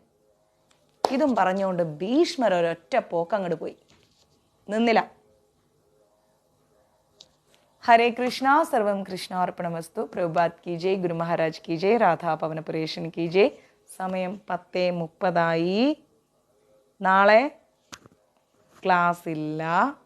മറ്റന്നാള് കൃഷ്ണൻ ഹസ്തിനപുരത്തിൽ. നാളത്തെ ദിവസം ഒന്ന് എങ്ങനെങ്കിലും കഴിഞ്ഞു കിട്ടാൻ നിങ്ങൾ കാത്തിരിക്കും അല്ലേ? കൃഷ്ണൻ മറ്റന്നാള് ഹസ്തിനപുരത്തിലേക്കാണ് വരുന്നത്. രാവിലെ തന്നെ എഴുന്നേറ്റ് കൃഷ്ണൻ അങ്ങ് ഹസ്തിനപുരത്തിലേക്ക് പോവുകയാണ്. എന്ത് പറയുന്നു? പിന്നെ അവിടെ ഒരു നടപ്പാണ്, ഒരു രക്ഷയില്ല. കൗരവ സഭയിലോട്ടങ്ങ് അങ്ങ് കയറും. ഭയങ്കര സംഭവ ബഹുലമായിരിക്കും കാര്യങ്ങൾ. നാളത്തെ ദിവസം എങ്ങനെയെങ്കിലും ഒന്ന് പോയി കിട്ടിയാൽ മതി എന്ന് തോന്നുന്നവരുണ്ട്, മെസ്സേജ് ചെയ്തേ.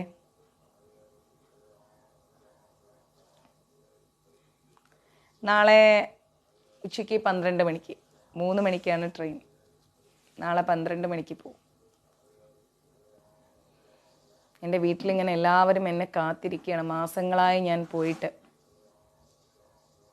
ശരി ത്രിവേണിയമ്മേ, എല്ലാവരും കാതോർത്തിരിക്കുന്നു. അച്ഛൻ, അമ്മ, ചേട്ടൻ, ചേട്ടത്തി, മക്കള്, മോൻ, എല്ലാവരും ഉണ്ട് അവിടെ. ആൻറ്റി, അമ്മമ്മ, ആൻറ്റിയുടെ മക്കള്, വല്യച്ഛൻ്റെ മക്കള്. യെസ്, കോഴിക്കോട്ടേക്ക് വരികയാണ്. എല്ലാവരും ഇങ്ങനെ വെയിറ്റ് ചെയ്തിരിക്കുകയാണ്. കാരണം ഞാനിപ്പോൾ പോയിട്ട് ഏകദേശം ഒരു 10 മാസം, 10ൻ്റെ കൂടെ 2 കൂടി ആയാലും 1 വർഷമായില്ലേ. ഏകദേശം അത്രത്തോളം ആവുന്നു ഞാൻ പോയിട്ട്, വീട്ടിലേക്ക് പോയിട്ട്. വീട്ടിൽ ഒരു രാത്രി നിന്നിട്ട് ഏകദേശം 3-4 വർഷം കഴിഞ്ഞു. 4 അല്ല, 5-6 കൊല്ലം കഴിഞ്ഞു വീട്ടിൽ ഒരു ദിവസം താമസിച്ചിട്ട്. 6 കൊല്ലത്തിൻ്റെയും പുറത്തായി. ഇല്ല, മറ്റന്നാൾ എന്തായാലും ക്ലാസ് ഉണ്ടാവും കേട്ടോ. ഗീതാ ക്ലാസ്സൊക്കെ മറ്റന്നാളുണ്ടാവും. അപ്പോൾ ഇനിയിപ്പം തീർച്ചയായിട്ടും എല്ലാവരെയും കാണിച്ചു തരാം ലൈവിൽ.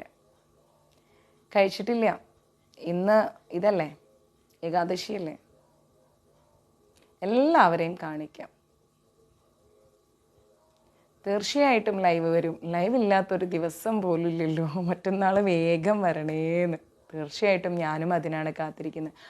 കിച്ചൂട്ടനെയും രാധാറാണിയും കൊണ്ടുപോകും, ബിന്ദുമ്മയെ കൊണ്ടുപോകും, മഹാഭാരതം കൊണ്ടുപോകും, പിന്നെന്താ ഗീത കൊണ്ടുപോകും. എന്തായാലും ഞാൻ പോയിട്ട് ഇനി ഒരു 12-15 ദിവസമൊക്കെ കഴിഞ്ഞിട്ടേ വരൂ ചെന്നൈക്ക് എന്ന് തോന്നുന്നു. കാരണം എനിക്ക് 25-ാം തീയതി ഞാൻ തിരുപ്പതി പോവുകയാണ്. എല്ലാ മാസവും തിരുപ്പതി പോവും. ഈ മാസം 25-ാം തീയതി പോകും. അടുത്ത മാസം ഞാൻ, എൻ്റെ പിറന്നാൾ ദിവസമാണ് നവംബർ 10, എൻ്റെ പിറന്നാളാണ്. അന്ന് തിരുപ്പതിയിൽ പോവും. അന്ന് ഞങ്ങൾ എല്ലാവരും കൂടെയാണ് പോകുന്നത്, ഫാമിലി എല്ലാവരും കൂടെ. പിന്നെ ഡിസംബറിൽ 5-ാം തീയതി പോകും, ജാനുവരിയിലും 5-ാം തീയതി പോകും, ഫെബ്രുവരി 12-ാം തീയതി. അങ്ങനെ ഒരു വർഷത്തേക്കുള്ള ടോക്കൺ ബുക്ക് ചെയ്ത് പക്കയാക്കി വെച്ചിട്ടുണ്ട്. എല്ലാ മാസവും തിരുപ്പതിയപ്പനെ കാണും. അപ്പം നിങ്ങൾക്ക് എല്ലാവർക്കും വേണ്ടി പ്രാർത്ഥിക്കും കേട്ടോ. പിന്നെ വരുന്ന ചൊവ്വാഴ്ച അവിടെ എൻ്റെ നാട്ടിലുള്ള ക്ഷേത്രത്തിൽ ഗുരുവായൂർ മഞ്ജരീസിൻ്റെ പേരിൽ ഒരു ചുറ്റുവിളക്ക്, അവിടുത്തെ തിരുപ്പതിയിലാണ് ലഡു ഉള്ളത്, ചുറ്റുവിളക്ക് നടത്തുന്നുണ്ട്. എല്ലാ മാസവും നടത്തണം എന്നാണ് എൻ്റെ ആഗ്രഹം. മഞ്ജരീസിന് വേണ്ടിയിട്ട് മഞ്ജരീസ് എന്ന് പറയുമ്പം എക്സ്പെഷ്യലി നമ്മുടെ കിച്ചൂട്ടനും ശ്രീമതി രാധാറാണിക്കും നമ്മുടെ ഗുരു പരമ്പരയ്ക്കും. കാരണം ഞാൻ കളിച്ചു വളർന്ന അമ്പലമുറ്റമാണത്. എനിക്ക് ഭക്തിയുടെ ആദ്യ പാഠങ്ങൾ ലഭിച്ച ക്ഷേത്രമാണത്.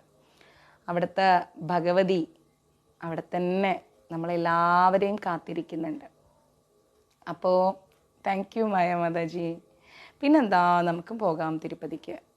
അപ്പോൾ അവിടെ ഞാൻ ആലോചിക്കുന്നു, എല്ലാ മാസവും ഗുരുവായൂർ മഞ്ജരീസിൻ്റെ പേരിൽ എന്താ പറയുക,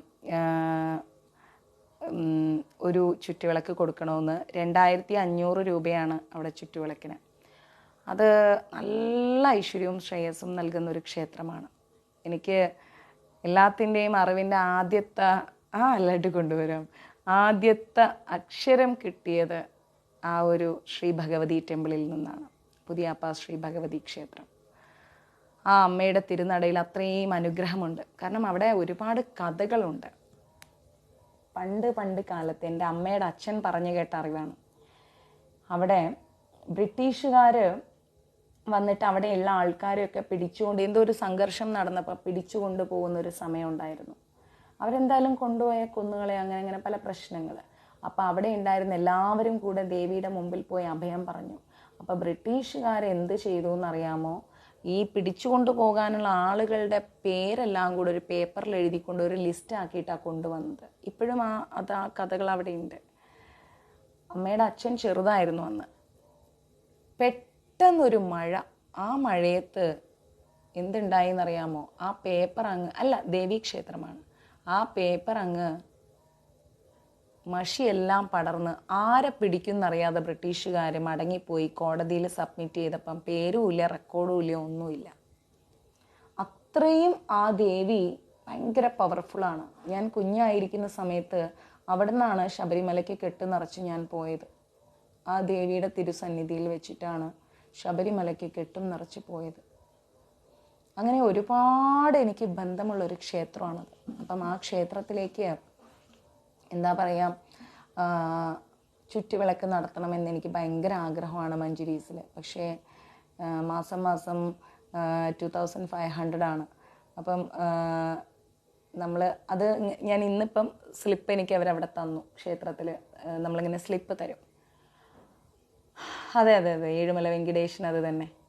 അപ്പം നമുക്ക് എല്ലാവർക്കും കൂടെ കോൺട്രിബ്യൂട്ട് ചെയ്തിട്ട് നമ്മുടെ കിച്ചൂട്ടന് വേണ്ടിയിട്ട്, എൻ്റെ ആഗ്രഹമാണത്. ഗുരുവായൂർ മഞ്ജരീസ് എന്ന് പറഞ്ഞാൽ കിച്ചൂട്ടനാണ്. അപ്പോൾ കിച്ചൂട്ടന് വേണ്ടിയിട്ട് എല്ലാ മാസവും ഒരു ചുറ്റുവിളക്ക്, നമ്മളാൽ കഴിയുന്നത് എല്ലാവരും കൂടെ. അയ്യോ ഭയങ്കര ഉത്സവമാണ് പുതിയാപ്പ ഭഗവതി ക്ഷേത്ര ഉത്സവം എന്ന് പറഞ്ഞാൽ ഗംഭീര ഉത്സവമാണ്. 3-4 ദിവസം അവിടുത്തെ ഉത്സവത്തിന് ഒരു രക്ഷയില്ല. അപ്പം അതുകൊണ്ട് തന്നെ ഞാൻ ആലോചിക്കുന്നു, നമ്മളെല്ലാവരും കൂടെ കോൺട്രിബ്യൂട്ട് ചെയ്തിട്ട് നമ്മുടെ കിച്ചൂട്ടന് വേണ്ടിയിട്ട്, നമ്മുടെ കിച്ചൂട്ടൻ്റെ എന്താ പറയുക, നമുക്ക് കിച്ചൂട്ടനൊരു ഉണ്ണിയാണ് അല്ലേ, ആ ഉണ്ണിക്ക് വേണ്ടിയിട്ട് എല്ലാ മാസവും അവിടെ ഒരു ചുറ്റുവിളക്ക് കൊടുക്കണം. ഈ മാസം ഇപ്പം ഞാൻ ഷീട്ടാക്കി, അടുത്ത മാസവും കൊടുക്കണമെന്ന് ഭയങ്കര ആഗ്രഹം എനിക്ക്. കാരണം കിച്ചൂട്ടന് വേണ്ടിയിട്ട്. ഗുരുവായൂർ മഞ്ജരീസ് എന്നാൽ കിച്ചൂട്ടനാണ്. കാരണം ഈ മഞ്ജരീസിനെ ഉണ്ടാക്കിയതും ആ കിച്ചൂട്ടൻ തന്നെ, നിലനിർത്തുന്നതും ആ കിച്ചൂട്ടൻ തന്നെ. അദ്ദേഹത്തിൻ്റെ ഉള്ളംകൈയിലിരിക്കുന്ന ട്രസ്റ്റാണ് നമ്മളുടേത്. നമ്മളെല്ലാവരും കൂടെ ഒന്ന് ഒരുമിച്ച് പിടിച്ചാൽ എല്ലാ മാസവും നമുക്കൊരു 2500 ആണ് അവിടെ ചുറ്റുവിളക്കിന്. എന്നിട്ട് നേരെ ആ സ്ലിപ്പ് ഞാൻ നമ്മുടെ പേജിലിടും. എല്ലാ മാസവും ഷീട്ടാക്കുന്നതിൻ്റെ സ്ലിപ്പ്, ഈ മാസം ഇപ്പോൾ ഷീട്ടാക്കിയതിൻ്റെ സ്ലിപ്പ് ഞാൻ പേജിലിടും. ഇനി അടുത്ത മാസം എന്താ പറയുക, അതെ അങ്ങനെ ഒരു ഭയങ്കര ആഘോഷമാണ് അവിടെ. അടുത്ത മാസം നമുക്ക് ഷീട്ടാക്കണം.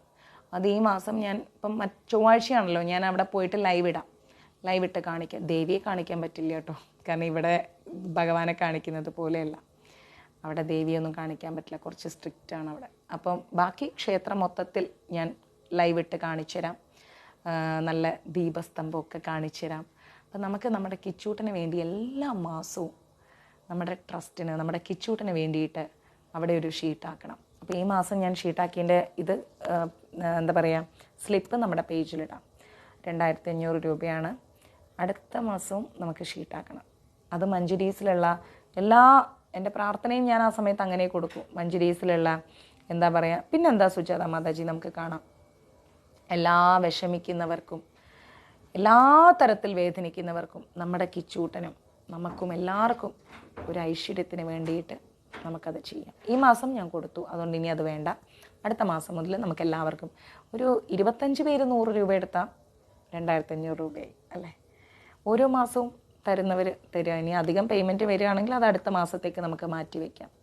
അങ്ങനെ നമുക്ക് കൊടുക്കാം. എല്ലാവർക്കും നന്മയുണ്ടാവും. ഓക്കെ, ഹരേ കൃഷ്ണ. അപ്പോൾ എല്ലാവരും നന്നായിരിക്കും. ഈ മാസം 12-ാം തീയതി, 12 എന്നാ ഡേറ്റ്, ചൊവ്വാഴ്ച. ഈ ചൊവ്വാഴ്ച ഏതാ ദിവസം? അന്ന് 12 എന്ന് പറയുന്നത് മറ്റന്നാളല്ലേ, ചൊവ്വാഴ്ച ലൈവ് വരും കേട്ടോ. ചുറ്റുവിളക്കിൻ്റെ ലൈവ് വരും, കാണണം.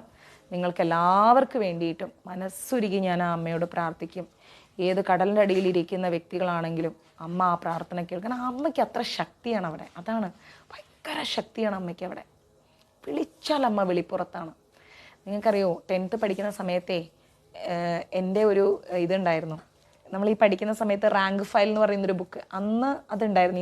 ഇന്നിപ്പോൾ അതുണ്ടോയെന്ന് എനിക്ക് അറിഞ്ഞുകൂടാ. റാങ്ക് ഫയൽ എന്ന് പറയുന്നൊരു ബുക്ക് 10th എക്സാം നടക്കാൻ വേണ്ടി പോവാണ്. അപ്പം വൈകിട്ട് 5 മണിയൊക്കെ ആകുമ്പോഴത്തേക്കാണ് നമുക്ക് അമ്പലത്തിൽ. സുജാത മാതാജി വരുന്നുണ്ടെങ്കിൽ വരൂ കേട്ടോ. കോഴിക്കോടുള്ളവർ അമർ ആരൊക്കെയാണെന്ന് വെച്ചാൽ വരൂ, ക്ഷേത്രത്തിലേക്ക് വരും. പുതിയപ്പ ശ്രീ ഭഗവതി ക്ഷേത്രത്തിലേക്ക് വരും ചൊവ്വാഴ്ച വൈകിട്ട് 5 മണിക്ക്. അപ്പോൾ നമുക്ക് പിന്നെ അതുപോലെ കോഴിക്കോട് അന്നദാനമുണ്ട്. ദയവായി കോഴിക്കോട് ഭാഗത്തുള്ളവർ എന്നെ സപ്പോർട്ട് ചെയ്യാം. പ്രോഗ്രസ് റിപ്പോർട്ടല്ല, റാങ്ക് ഫയൽ, അതായത് നമ്മൾ പഠിക്കാൻ വേണ്ടി എടുക്കുന്ന ഒരു ബുക്കാണേ. അപ്പം എല്ലാ സബ്ജക്റ്റുകളിലുള്ള ബുക്കാണ്. പ്രാർത്ഥിക്കാം.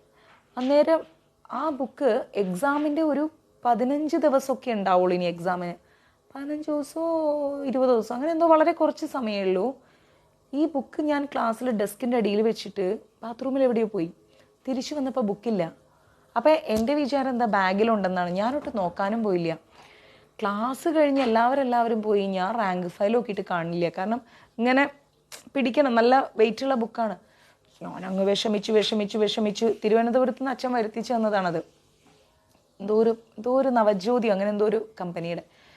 ഇനി എന്ത് ചെയ്യുന്ന അറിയില്ല. വീട്ടിൽ ചെന്നാൽ എന്നെ കൊല വിളിക്കും. കാരണം ഈ ബുക്കും വെച്ചിട്ടാണ് ട്യൂഷന് പോകുന്നത്. ആകെ ടെൻഷൻ അടിച്ച് വിഷമിച്ച് ഞാൻ വീട്ടിൽ വന്നപ്പോൾ അച്ഛൻ ഇങ്ങനെ ഇരിക്കുന്നുണ്ട്, അമ്മ ചായയും കൊണ്ട് അപ്പുറത്തിരിക്കുന്നുണ്ട്. ഞാൻ കരഞ്ഞ് പ്രാർത്ഥിക്കാം, സത്യമേ വിഷമിക്കേണ്ട. എൻ്റെ കണ്ണൊക്കെ ഇങ്ങനെ ചെറുതായി. ഞാൻ വിചാരിച്ചു ആത്മഹത്യ ചെയ്താലോ എന്നൊക്കെ ആലോചിച്ചു. ഭഗവാനെ, ഞാൻ ആത്മഹത്യ ചെയ്യുന്ന നല്ല, വീട്ടിൽ ചെന്നാൽ ഇന്ന് എന്നെ കൊല വിളിക്കും. എനിക്ക് പേടിയായി. ഞാൻ ഒന്നുമല്ലാതെയായി ഞാൻ. അങ്ങനെ ഞാൻ എന്ത് ചെയ്തു എന്നറിയോ, ഈ ബാഗൊക്കെ ആയിട്ട് സ്കൂളിൽ നിന്ന് ലേറ്റായിട്ട് ഞാൻ അന്ന് ബാസ്കറ്റ്ബോൾ പ്രാക്ടീസൊക്കെ ഉണ്ടായിരുന്നു. അതൊക്കെ കഴിഞ്ഞ് 5:30 ഞാൻ സ്കൂളിൽ നിന്ന് ഇറങ്ങി. പേടിച്ച് ഉരുകി എൻ്റെ കൈയൊക്കെ തണുത്ത്. ഞാൻ വിചാരിക്കാൻ വരുന്ന വഴി മരിച്ചാലോ, ബസ്സിൽ നിന്ന് എടുത്ത് ചാടിയാലോ, ഇതൊക്കെ ഞാൻ ആലോചിക്കുന്നത്. അങ്ങനെ ഞാൻ എന്ത് ചെയ്തു എന്നറിയോ, വ്യാഴാഴ്ചയാണോ ഈ വരുന്ന ചൊവ്വാഴ്ച നേരെ ഞാൻ എന്ത് ചെയ്യുന്നു, സ്കൂളിൽ നിന്ന് വന്നിട്ട് ഈ അമ്പലത്തിൽ പോയി ബാഗൊക്കെ എടുത്ത് സൈഡിൽ വെച്ച്, സ്കൂൾ യൂണിഫോമിൽ തന്നെ പച്ചപ്പാവാടിയും വെള്ള ബ്ലൗസൊക്കെ ഇട്ട്, അങ്ങനെയാണ് ഷർട്ടൊക്കെ ഇട്ടിട്ട് നേരെ അമ്പലത്തിൽ ചെന്നു. അപ്പോൾ അവിടുത്തെ ചേട്ടന്മാർ ചോദിച്ചു, മോളെന്താ കുളിക്കാതെ വന്നത്? ഞാനാണെങ്കിൽ ഡെയിലി പോകുമല്ലോ.